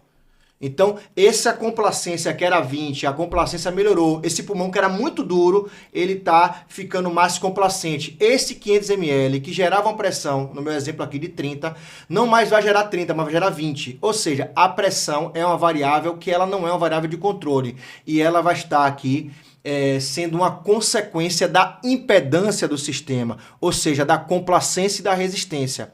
Então, no modo VCV, eu controlo o volume corrente e a minha pressão ela vai variar de acordo com maior ou menor alteração da impedância. Quando eu falo impedância, Tiago, você entende o binômio complacência-resistência. Então, eu estou lá com o paciente no modo VCV, eu coloquei lá 500 ml, esse paciente fez um broncoespasmo severo. O que aconteceu com a resistência de via aérea? Aumentou. Esse 500 ml vai continuar chegando no parênquima? Vai. Mas nesse momento que eu tenho uma resistência muito elevada, a pressão para gerar 500 ml vai ser muito alta. Porque é uma prerrogativa do modo. Você só controla o volume. E a pressão ela vai variar de acordo com alterações da impedância. Então, nesse sentido, Tiagão, a depender de como o meu paciente esteja, eu vou entregar o volume corrente para ele, mas isso pode ser às custas, por exemplo, de uma pressão muito alta. De uma pressão muito alta. E isso pode ser lesivo para o paciente. Então, perceba que essa seria uma das vantagens do método, né? do modo, melhor dizendo, VCV, porque ele entrega o que você quer de volume, mas uma limitação seria isso, a pressão, né? No caso, você entrega um volume pré-determinado e a pressão ela vai estar sofrendo essa variação de acordo com as alterações da impedância. Lembrando que a impedância é esse binômio complacência-resistência. Então, esse é uma das principais diferenças entre o VCV e o PCV. Eu só queria destacar aqui, Tiaguinho, aqui é um display, volta aqui no slide, em que as variáveis de controle no modo VCV. Pois isso é muito legal, ó. Aqui eu estou no modo VCV. Isso, né? Aí seria o que a gente configura, é isso, Thiago? A gente configura, né? O paciente está em modo VCV, eu coloquei lá 480 ml, certo? eu tenho um fluxo pré-determinado. Isso também é a diferença, Tiaguinho, entre o VCV e o PCV. A gente fala muito disso lá no curso. No modo VCV, eu tenho um fluxo pré-determinado, 40, 50, 60 litros por minuto. Lembrando que fluxo é a velocidade com Perfeito. que o volume está sendo entregado no tempo. Então, se eu posso entregar 500 ml em 1 segundo ou em 0,5 segundos. O que vai dimensionar a variável tempo no modo VCV é o fluxo, que é uma variável pré-determinada. E essa variável pré-determinada é um dos grandes questionamentos do VCV. Porque por eu definir o fluxo, eu posso induzir esse paciente à assincronia, quando ele estiver demandando mais fluxo do que aquele que eu controlei. O paciente ele pode ter tipo uma sede de ar, seria isso, Tiagão? Sede de ar, né? Ele tem uma sede, então demandaria da minha parte um ajuste desse tipo, fluxo, desse tipo. né? Porque o volume, pelo que você explicou, ele pode ser entregue mais rápido ou mais devagar. Mais devagar. Então eu teria que, de certa forma, saber identificar quando meu paciente tem essa sede de ar para eu fazer um ajuste no fluxo. Perfeito. E aí, obviamente, E algumas vezes, atenuar uma assincronia, por exemplo. Atenuar a assincronia. E às vezes essa demanda de fluxo, essa sede de fluxo, pode ser o paciente te implorando, Tiaguinho, mas você tirar ele do modo VCV e colocar no modo PSV. Oh, que legal. Porque sede de fluxo pode ser drive muscular ativo e mantido no tempo. Voltando lá à pergunta do nosso aluno, se ele tem drive e ele sustenta o drive no tempo, se eu estou com ele no modo VCV, ele pode demandar mais fluxo do que aquele 40. Então, algumas vezes eu poderia, Tiago, aumenta a taxa de fluxo. É uma prerrogativa de ajuste.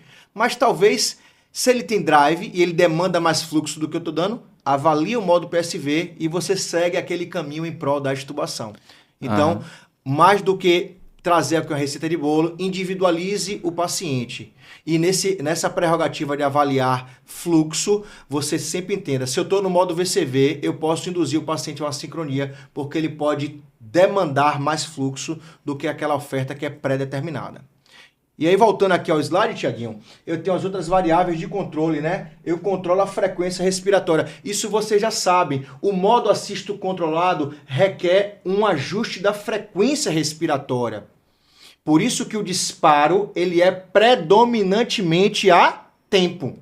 Nesse meu caso aqui específico, uma frequência de 12, certo? A cada X segundos, o ventilador vai disparar porque eu tenho uma frequência programada. Atenção, eu tenho sempre uma PIP, que é uma variável de controle em todos os modos, modo PCV, modo VCV e modo PSV.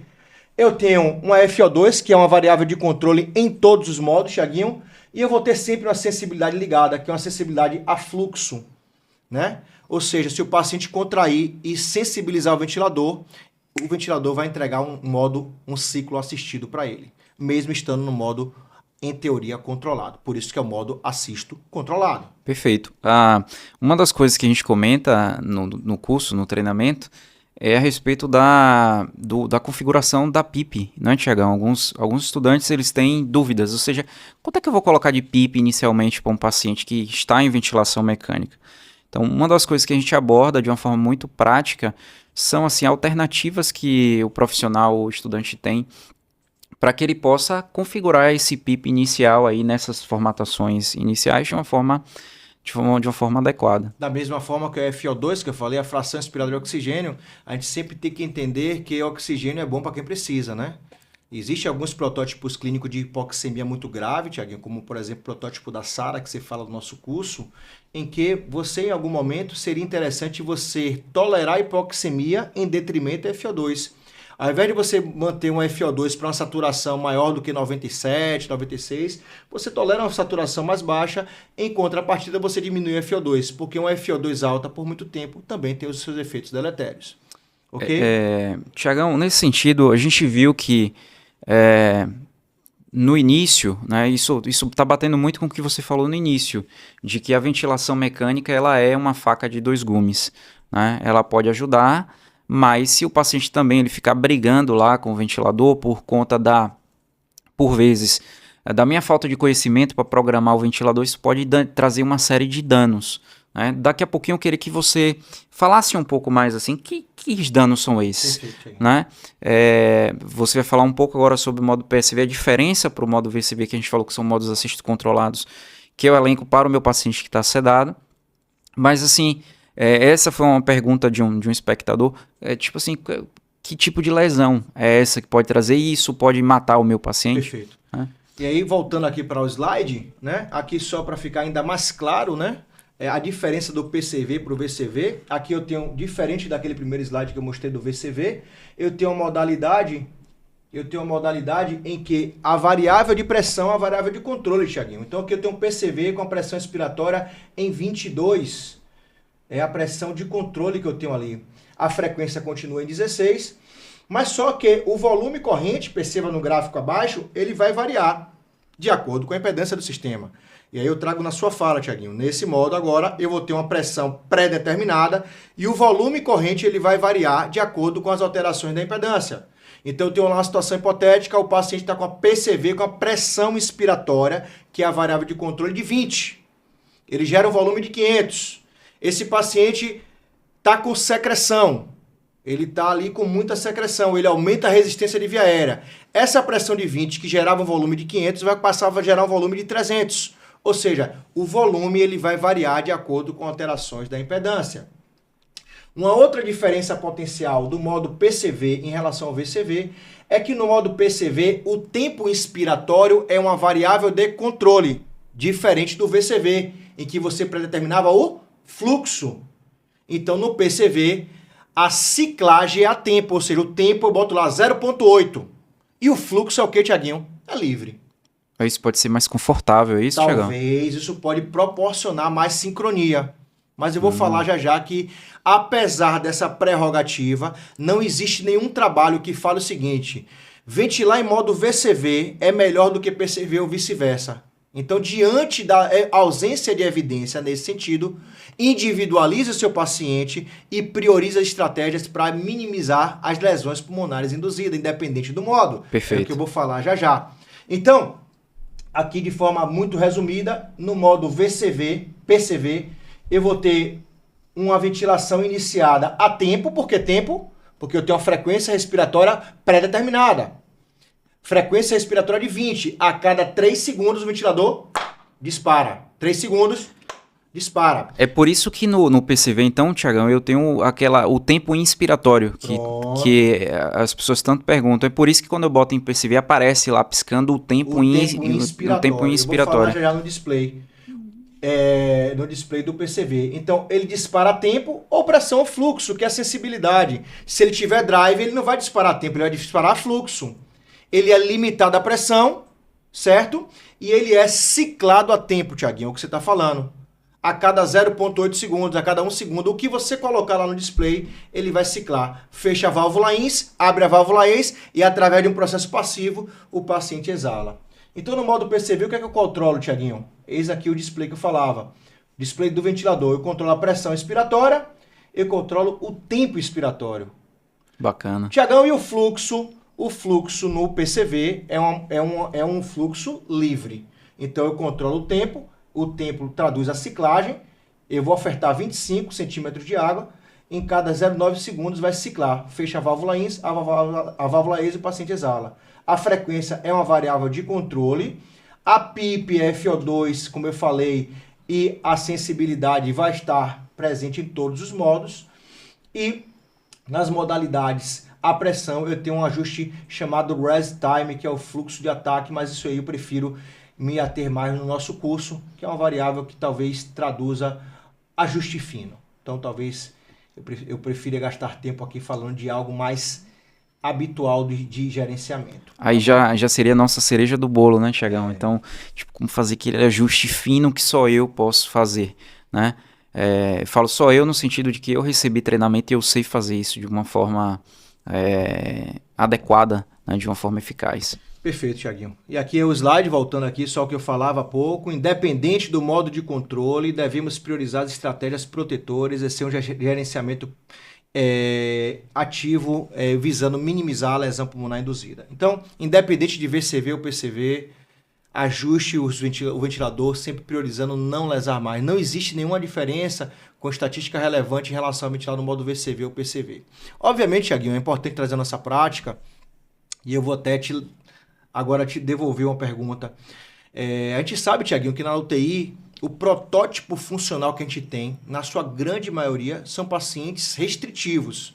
um paciente que tem uma pneumonia muito grave, um paciente que tem síndrome de desconforto respiratório agudo, que é perpetuado por uma congestão pulmonar, que é perpetuado por pneumotórax, por um derrame pleural. Todas essas condições fazem com que o pulmão fique um pulmão duro, uma complacência baixa, uma elastância alta. E nesses pacientes, na nossa prática clínica, a gente sabe, se eu eleger o modo volume controlado, a minha pressão, como eu falei, mostrei no slide, vai variar muito. Eu vou ter uma pressão muito alta para gerar aqueles 400, 500 ml. E a gente sabe que pressão alta, notoriamente, traduz piores desfechos. Então, apesar de não ter nada que nos evidencie, nos direcione a eleger o modo PCV em relação ao VCV, na minha prática clínica, eu sempre elegi o modo PCV, especialmente nos pacientes de um protótipo clínico menos complacente, o pulmão mais duro. Por que isso, Tiagão? Porque, de fato, em um pulmão duro, se eu controlar a pressão, essa variável de controle no modo PCV me traduz melhor proteção.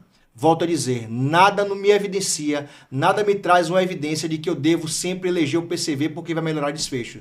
Mas na prática clínica, em pacientes que têm complacência mais baixa, eu prefiro utilizar o modo PCV, simplesmente pela própria prerrogativa do modo, em que eu controlo pressão e o meu volume ele vai variar de acordo com a impedância do sistema. Eu queria saber de você, Tiaguinho, na sua prática, se é isso que você também faz ou se você pensa um pouco diferente. E se assim o fosse, pensasse diferente, isso não traduz que Tiagão está certo ou Tiaguinho está errado ou vice-versa. Significa apenas a gente ter que estar mais atento. Se eu boto o paciente para ventilar no modo volume controlado, um paciente que tem uma complacência muito baixa, eu vou pagar o preço de ter uma pressão muito alta no sistema. E pressão muito alta traduz piora de desfechos. Então eu preciso estar muito atento aos alarmes do ventilador e às prerrogativas de proteger um pulmão em que a pressão está variando ciclo a ciclo.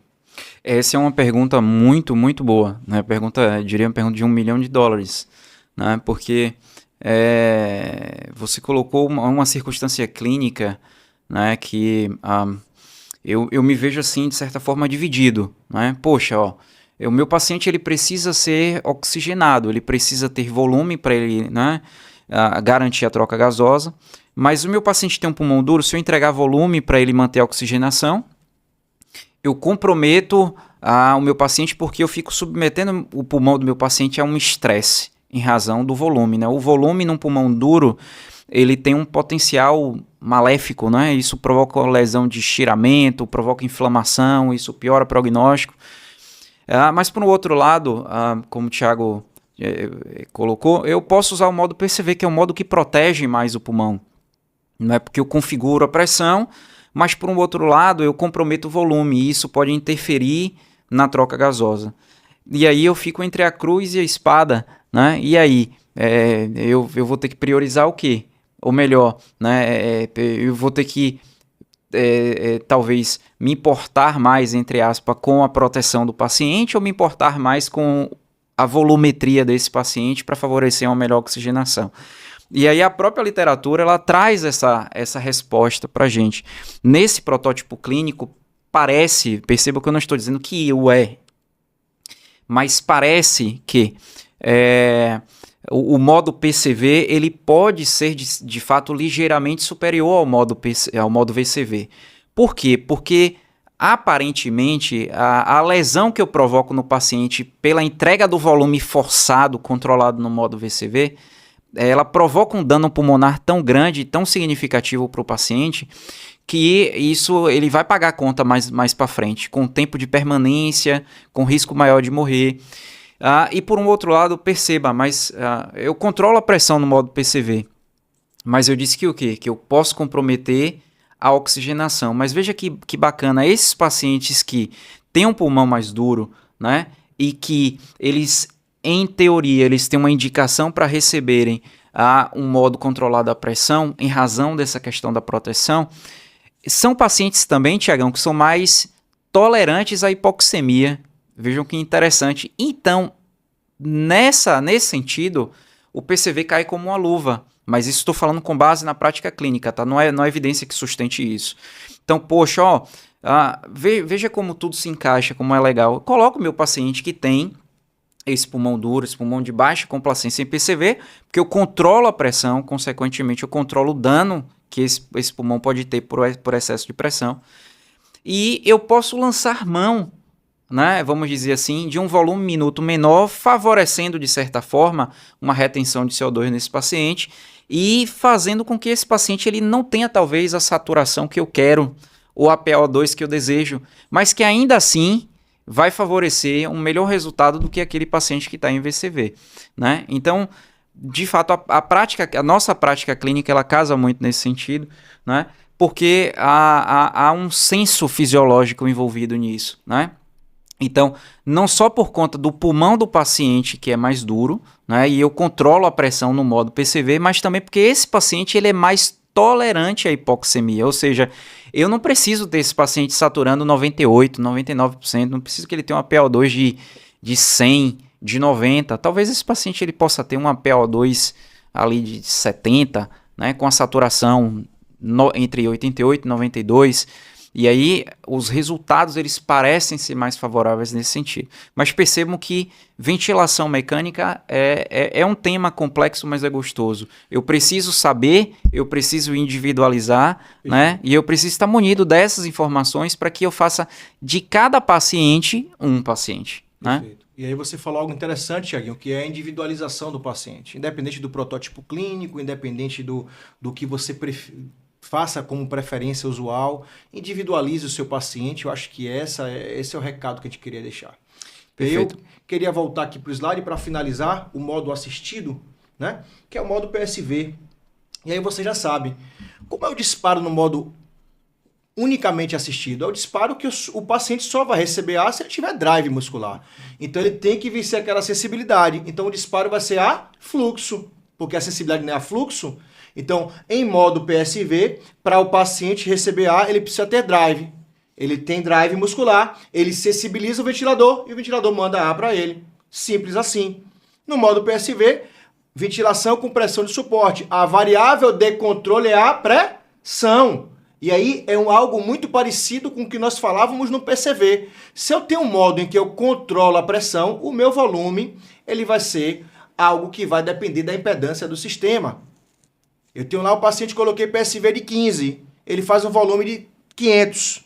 Esse paciente ficou muito congesto, esse paciente teve um pneumotórax, o médico foi passar um acesso vascular e fez um pneumotórax, a complacência caiu, o pulmão ficou duro, aquele mesmo PSV que gerava 500 passou a gerar 200 ml, ou seja, no modo PSV, a variável de controle é a pressão e o volume ele vai depender das alterações da impedância, tá bom?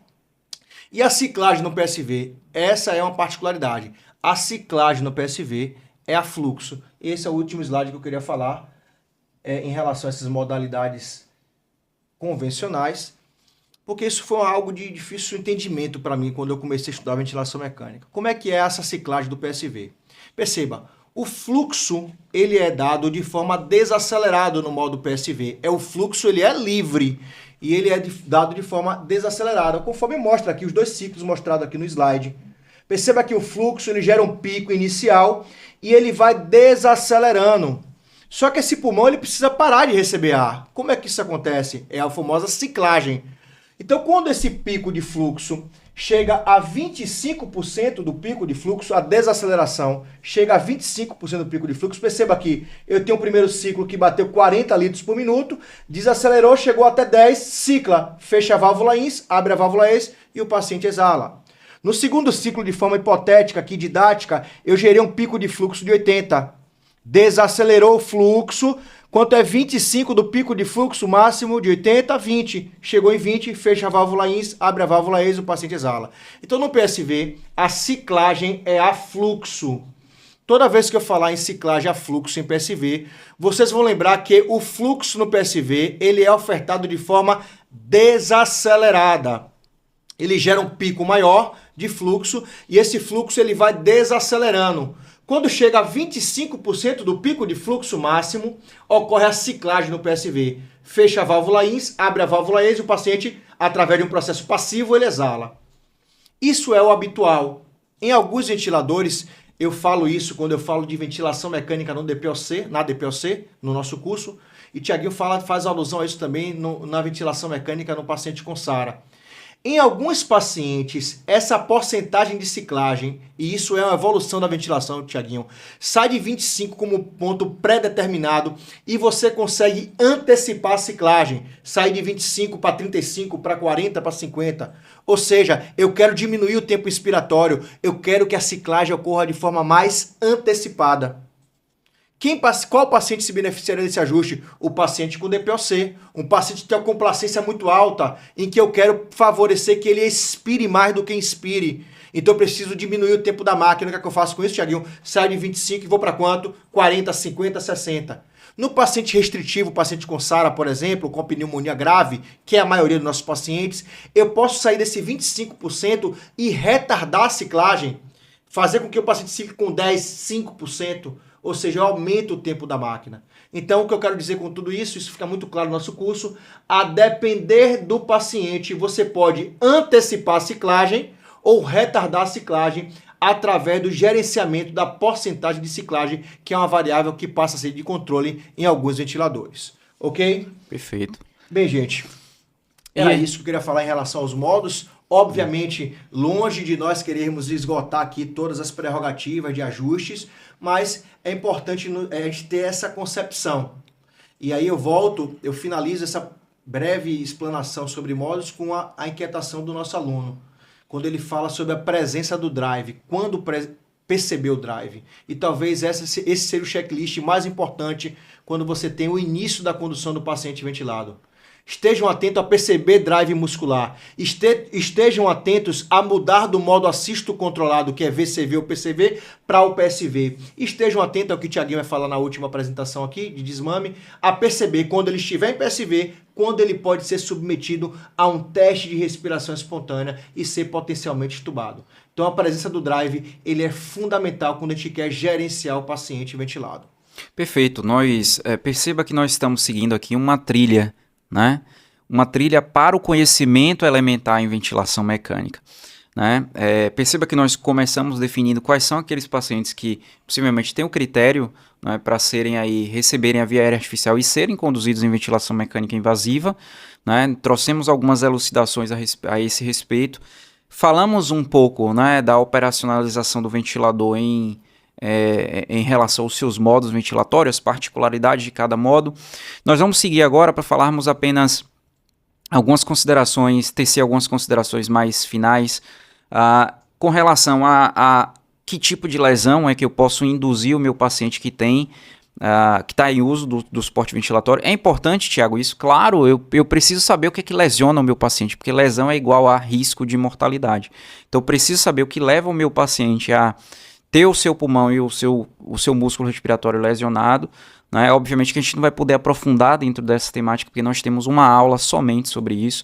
Vale ressaltar também, Tiagão, que não temos apenas lá no curso aulas expositivas, nós temos um módulo que você terá a oportunidade de imprimir, estudar e acompanhar. Né? Porque o módulo ele vai trazer o subsídio teórico baseado em evidência. Então, se você quer de certa forma ter acesso a algo mais conceitual, o módulo vai estar lá disponível para você. E ao final do curso vocês vão ter ali 11 módulos que vocês vão poder imprimir e fazer um book de ventilação mecânica atualizado, prático, né? E ter como tutorial para você usar na sua prática clínica. Tá? Então, com relação, Tiagão, a essa lesão, queria que você, de uma forma assim, como tem feito, simples e elucidativa, trouxesse para o nosso espectador, né? Com relação à lesão. Poxa, eu posso me induzir a lesão manejando mal o meu ventilador mecânico? Se sim, né? Como é que eu posso minimizar isso? Óbvio, isso vai requerer um pouco mais de profundidade, a gente não vai ter como chegar lá, mas já dá uma pincelada pra gente entender isso aí. Perfeito. Voltamos aqui para os slides, e aí a intenção, Tiaguinho, é falar um pouco sobre a lesão pulmonar induzida pelo ventilador. E uma primeira prerrogativa de questionamento que a gente traz é a lesão pulmonar, quando você vai discorrer isso, vai estudar isso na literatura, ela fala lesão pulmonar induzida pelo ventilador. E a pergunta que eu trago para os senhores é, será que a lesão pulmonar ela é induzida pelo ventilador ou ela é induzida por nós que estamos gerenciando a ventilação? Isso me parece muito claro. O ventilador mecânico ele evoluiu, Thiago. A gente sabe que a gente ventilou o paciente com Bird Max 7, com Inter 5, com com ventiladores que a gente tinha, obviamente quando eu falo de marcas, essas marcas elas evoluíram, mas estou falando da minha prática clínica, eu tive a oportunidade de ventilar pacientes em ventiladores que não me davam muito poucos subsídios. Hoje a gente tem, a partir da década de 90, todos os ventiladores trazem consigo a habilidade de mostrar gráficos ventilatórios. Isso nos permite avaliar de forma qualitativa, complacência, quantitativa também, resistência, alto PIP, interação paciente-ventilador. Então, o ventilador ele tem evoluído. Então, talvez esse tópico ele é melhor entendido de forma conceitual, não como lesão pulmonar induzida pelo ventilador, e sim pela ventilação. E quem conduz a ventilação somos nós. Então, mais uma vez aqui reforçando essa necessidade de aperfeiçoamento àqueles que estão diretamente ligados ao paciente ventilado. E essa é a nossa intenção, melhorar a formação de vocês nesse quesito, tá bom? Então, de fato, a lesão ela é pulmonar, ela é induzida pela ventilação e não pelo ventilador, certo? E aqui eu trago uma relação conceitual de evolução da Ville, né? A Ville ela começa a ser descrita a partir da década de 70 com o conceito de barotrauma. Nesse momento, Tiaguinho, o que se queria aqui era manter uma oxigenação normal e uma normal ventilação. O que é que se utilizava, Tiaguinho? Pressões altíssimas no pulmão. O que é que acontecia, especialmente em alguns protótipos clínicos? Literalmente o pulmão pocava, barotrauma, induzido por pressão elevada no pulmão. Esse conceito foi evoluindo, ele passou pelo conceito de volutrauma, né? Que é o conceito de lesão por estiramento da fibra, que está ali de forma cíclica recebendo aquele ar, certo? Até que na década de 90 você começa a falar de atelectrauma. Atelectrauma remete muito bem ao conceito de Ville, Tiaguinho, porque fala da heterogeneidade da lesão. Em um pulmão muito doente, Tiaguinho, ou um pulmão pouco doente, eu vou ter alvéolos normais, alvéolos muito colapsados, alvéolos hiperdistendidos. E quando eu submeto esse pulmão a uma força de uma máquina, esse ar vai se distribuir em toda essa região, que está muito lesada, pouco lesada, normoaerada. E essa heterogeneidade da lesão gera o que a gente chama de atelectrauma. Eu vou ter alguns alvéolos ali que vão abrir e fechar de forma cíclica. E o que se entendeu com o passar do tempo é que esse conceito de atelectrauma nos remete ao conceito de biotrauma, porque você ficar abrindo e fechando o alvéolo de forma cíclica faz com que você faça medeie citocinas inflamatórias e você gere lesão em órgãos-alvos. Então eu tenho uma simples máquina, isso para mim era muito difícil. Como é que uma máquina jogando ar no pulmão pode induzir um paciente a ter disfunção múltipla de órgãos? Isso porque muito mais do que jogar ar no pulmão, essa máquina pode mediar citocinas inflamatórias, isso perpetuar uma síndrome catabólica e isso perpetuar a disfunção múltipla de órgãos. Perfeito. Então, esse conceito de que o ventilador mecânico, no seu simples aspecto de jogar ar para dentro do pulmão, pode matar mais porque ele pode gerar lesão de órgãos-alvo, isso precisa ser muito bem compreendido. E isso acontece muito a depender dos parâmetros que você titula no ventilador.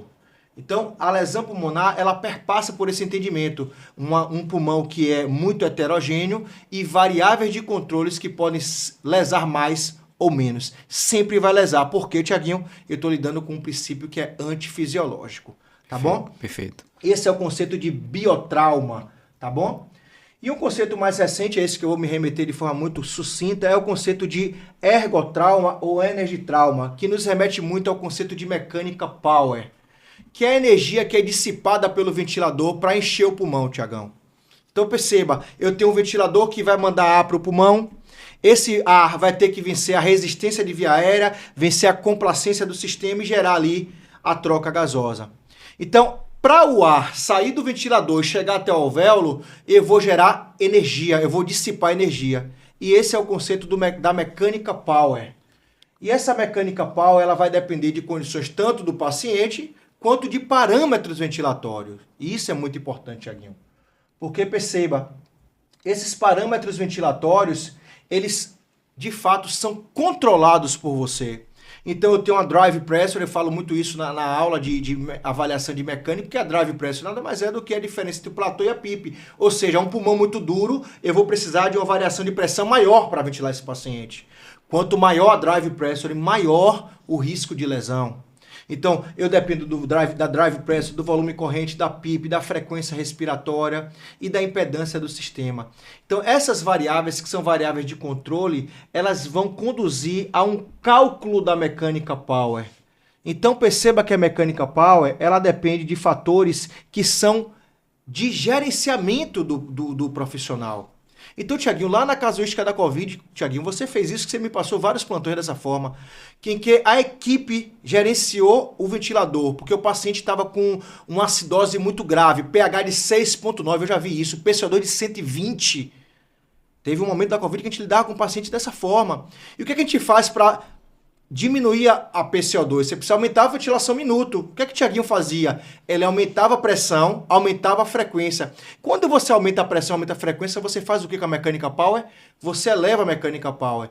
E alguns trabalhos falam que a Mechanical Power é acima de 17, eu falo como calcular isso no nosso curso, mata mais os pacientes. Então perceba, Tiaguinho, eu não estou aqui dizendo uma situação extrema como essa em uma acidose que é compatível com a apoptose celular, mas na sua prática usual, em um paciente que começa a reter CO2, o que você precisa pensar em relação ao gerenciamento? Eu vou aumentar a drive pressure até quanto? Eu vou aumentar a frequência até quanto? Sem isso traduzir um risco absoluto de desfecho mortalidade. Então o conceito da Ville nos remete muito ao conceito de aplicabilidade prática de como você vai gerenciar o ventilador. Porque, de fato, isso é consensual. Quanto maior a mechanical power, quanto mais menos racional você gerencia parâmetros, você pode estar matando mais esse paciente. Isso é fato. Então, eu estou falando de parâmetros que são potencialmente modificáveis. E isso é interessante. Perceba o quanto nós somos responsáveis, né, nesse sentido. Exatamente. E aqui, Tiaguinho, volta aqui para o slide, são várias variáveis, elas influenciam na mechanical power, mas duas variáveis eu queria destacar, que é a frequência respiratória e a drive pressure. Essas duas variáveis, elas têm correlação direta com mortalidade. Quando eu falo em drive pressure, isso vai ficar muito claro para vocês durante o curso, é a pressão necessária para você insuflar o pulmão. Quanto mais duro o pulmão, mais drive pressure, mais variação de pressão você precisa para ventilar esse paciente. Quanto maior drive pressure, maior frequência, pior o desfecho desse paciente. Isso está muito claro para a gente. Alguns trabalhos mostrando que uma mechanical power acima de 17 joules por minuto, você tem um desfecho de mortalidade mais acentuado. E isso precisa estar muito claro para vocês quando a gente gerencia o ventilador. Mas quando se fala em proteção pulmonar, né, Ville, a gente pensa muito em proteger o pulmão. Mas hoje a gente sabe, Tiaguinho, que a gente deve proteger a tudo e a todos. Lá atrás, se você pegar lá o trabalho de Marcelo Amato, 1998, ali ficou estereotipado o conceito de estratégia protetora. Estratégia protetora parecia que você só precisava proteger o paciente com SARA. Sim. E que a proteção era volume corrente baixo.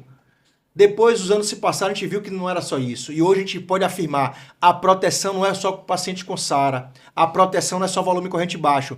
A proteção é para todos.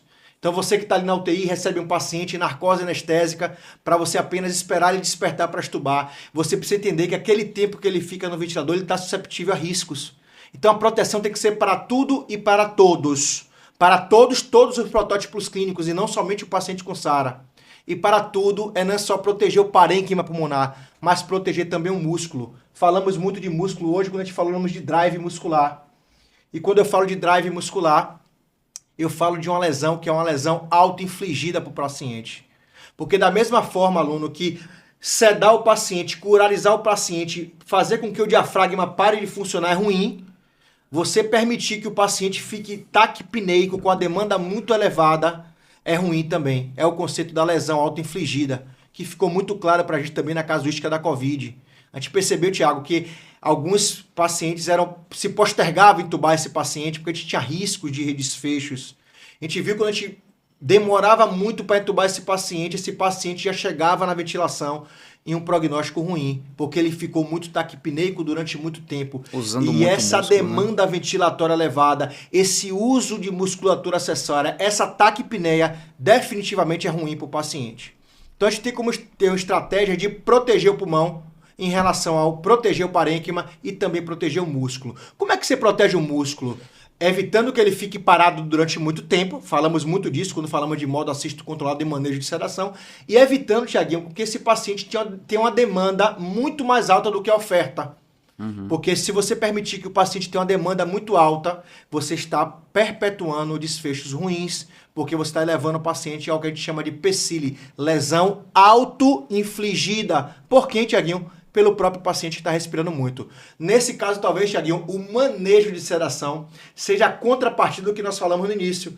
Talvez esse paciente seja manejado para ser mais sedado, depressão potencial do drive naquele momento, naquela circunstância, para que lá na frente a gente possa voltar ao modo assistido de forma mais assertiva. Ok? Então, de fato, gente, a proteção é de tudo e para todos. Algumas metas norteiam a proteção pulmonar. A gente quer ventilar o paciente com a drive pressure menor que 15. A gente quer manter uma mechanical power menor que 17. A gente ensina isso no nosso curso. A gente quer manter uma frequência respiratória menor do que 26. A gente quer usar FO2 de forma racional e evitar que a gente gere toxicidade por oxigênio. A gente vai racionalizar o uso da PIP de forma individualizada. Então, essas metas tornam-se fatores prognósticos a partir de um simples manejo de botão. Então, todas as vezes, gente, que você estiver diante de um paciente ventilado, entendam, parâmetros ventilatórios podem acelerar uma recuperação ou pode, de fato, perpetuar um desfecho que é ruim para todo e qualquer paciente ventilado. Então, passa a ser um fator prognóstico a melhor ou pior condução de vocês, estudantes, de você, médico, à beira-leito do paciente ventilado. Como fazer isso de forma prática e descomplicada? É fácil. É fácil, porque tudo que é complexo passa por uma prerrogativa de passar por algo estrutural, porque é básico. Primeira coisa que eu queria deixar para vocês, aqui eu encerro minha fala, entenda, a ventilação mecânica mata. Segundo, vocês podem acelerar esse processo de desfecho ruim, ou vocês podem minimizar esse processo, que já é um processo de curso clínico de alta gravidade. Então, todas as vezes que vocês estiverem diante de um paciente ventilado, qualquer um, vocês precisam entender que parâmetros simples para vocês pode significar piora de desfechos. Quer seja uma simples frequência respiratória. Quer seja, Tiaguinho, você vê o paciente com drive, eu volto lá à pergunta do aluno, e não entender que, por exemplo, ele precisa estar em PSV. Porque eu vou diminuir o risco de assincronias. E se ele está em PSV, eu preciso entender, será que ele está com a demanda muito alta? Poxa, Tiaguinho, eu peguei um plantão aqui, rapaz, o paciente está com a frequência respiratória de 35, o lactato dele foi para 5,3. Esse paciente está com drive aumentado porque ele está no estado catabólico, talvez menos é mais, porque ele está gerando lesão auto-infligida. Então eu preciso deprimir o drive desse paciente.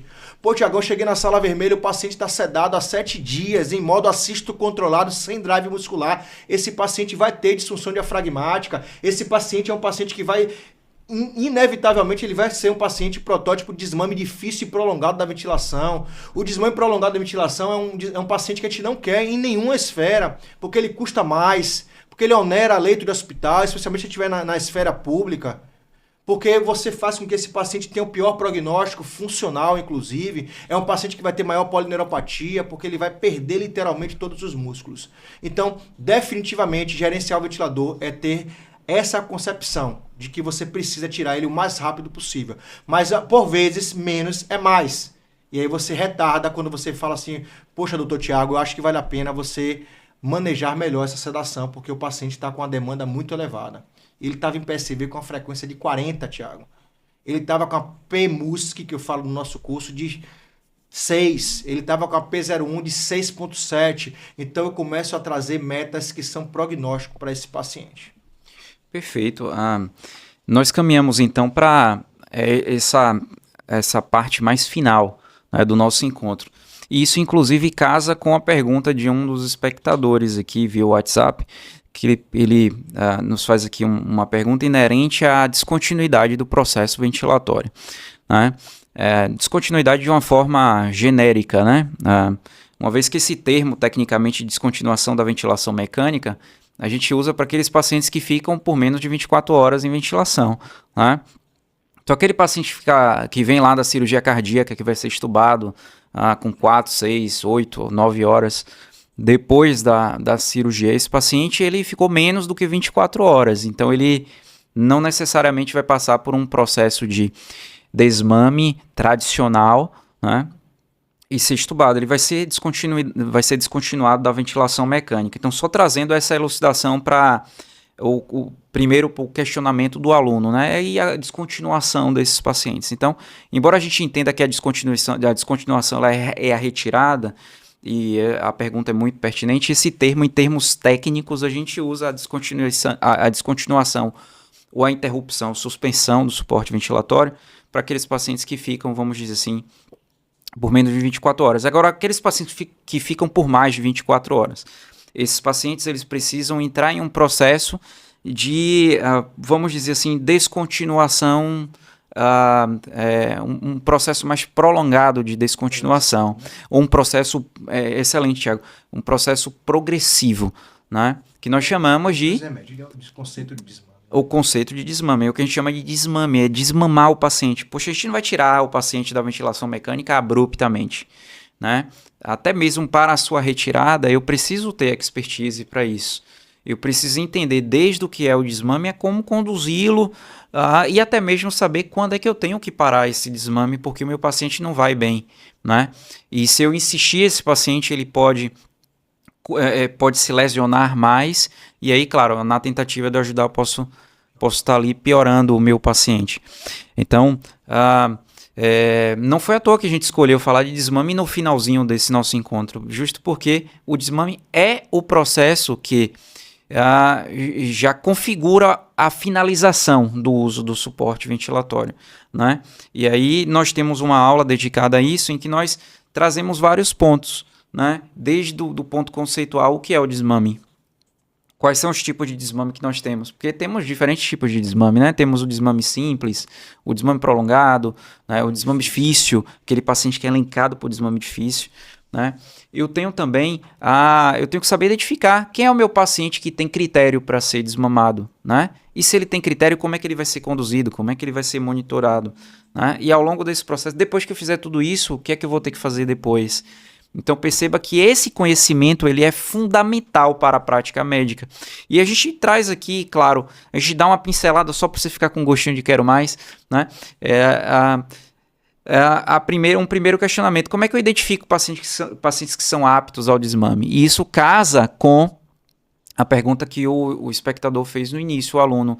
Como é que eu identifico o drive? Será que a identificação do drive já não seria um momento, né, que me estimularia a startar a utilização de um modo assisto controlado, ou modo PSV, que é um modo que eu posso dar conforto ao meu paciente e deixar que ele respire por ele mesmo, né?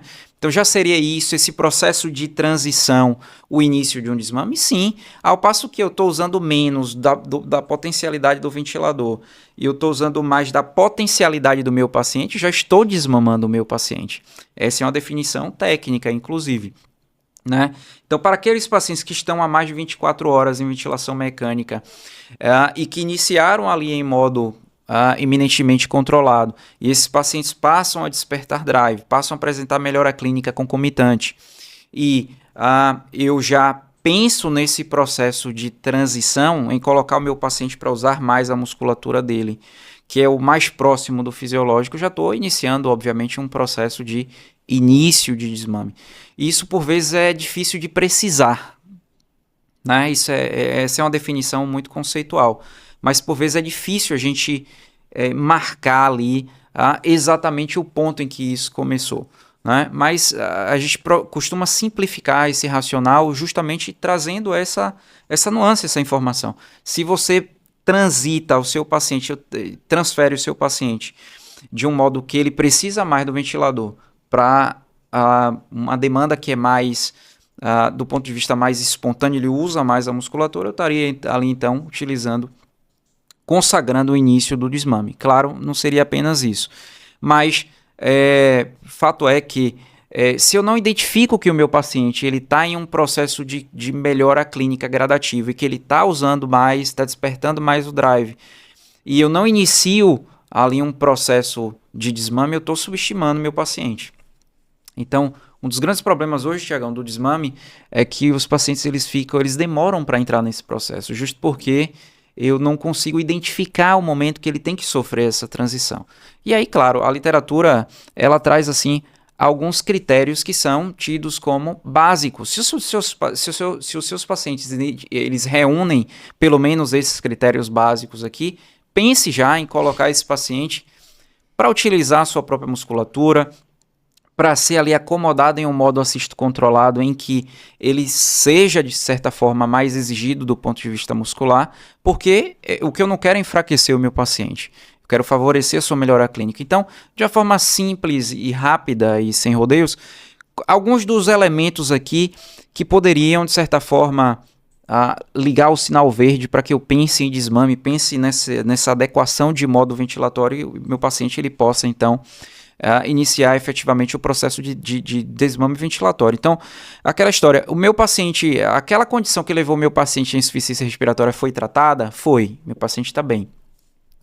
O meu paciente ele está em um suporte hemodinâmico ainda pleno, ele está com drogas em alta vazão para manter ali o seu duplo produto, bem, eu não posso tirar um paciente desse da ventilação mecânica, porque eu vou sobrecarregar a hemodinâmica do meu paciente se ele for estubado. Então, meu paciente ele tem que estar bem clinicamente, a causa que o levou à ventilação precisa ser resolvida, meu paciente não pode estar tão dependente de drogas vasoativas, o meu paciente ele precisa estar bem do ponto de vista hidroeletrolítico, o meu paciente tem que estar, né, com um estado mental também adequado. Como é que eu sei isso? Desmame de sedação. Existe o desmame da ventilação mecânica, mas existe o desmame da sedação também. Meu paciente acorda, ele tem um despertar favorável? Se sim, não é? Por que a gente não vai iniciar esse processo de desmame, esse processo de transição? Então temos critérios objetivos e a gente trabalha no curso com esses critérios objetivos para que você identifique seus pacientes na prática e para que você possa startar, você ser, vamos dizer assim, um vetor de mudança na unidade onde você esteja, para que você não deixe seus pacientes tempo demais na ventilação mecânica, mas que eles iniciem o desmame no momento propício, adequado, tá? E aí nós entramos em um outro questionamento, né? Como é que eu conduzo esse desmame? Né? Essa é uma das questões que a gente trata no curso de uma forma mais aprofundada, mas basicamente o Thiago fez algumas nuances sobre isso, deu uma pincelada. A gente conduz o paciente em desmame no modo PSV, que é aquele modo assisto controlado em que o modo assistido em que o meu paciente ele tem a oportunidade de usar o seu drive, né, de usar a sua musculatura para que ele possa gerar volume e né, ele vai receber o que ele de certa forma está gerando, ele consegue de certa forma manifestar a sua autonomia de respirar e eu tenho que respeitar isso dentro do ponto de vista clínico, né? Mas existe o que nós chamamos de teste de respiração espontânea, né?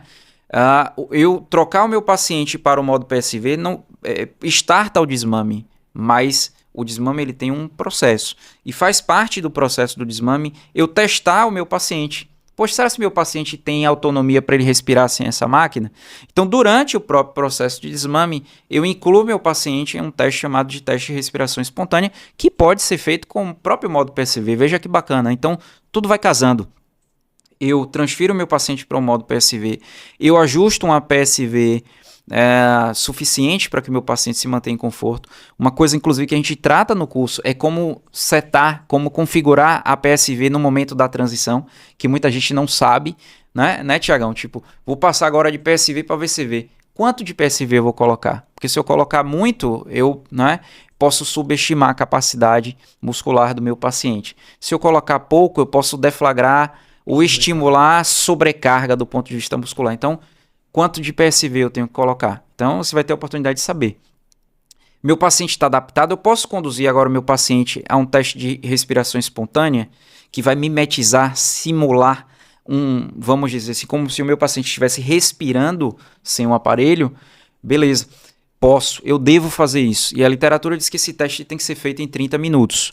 Né? Vários estudos foram feitos com 30 minutos, 60 minutos, 120 minutos, mas já provou que o quê? O cara que passa em 30 minutos, tá bem, ele vai seguir no curso clínico, possivelmente com resultados favoráveis e ele não vai depender de um retorno para ventilação, uma falha.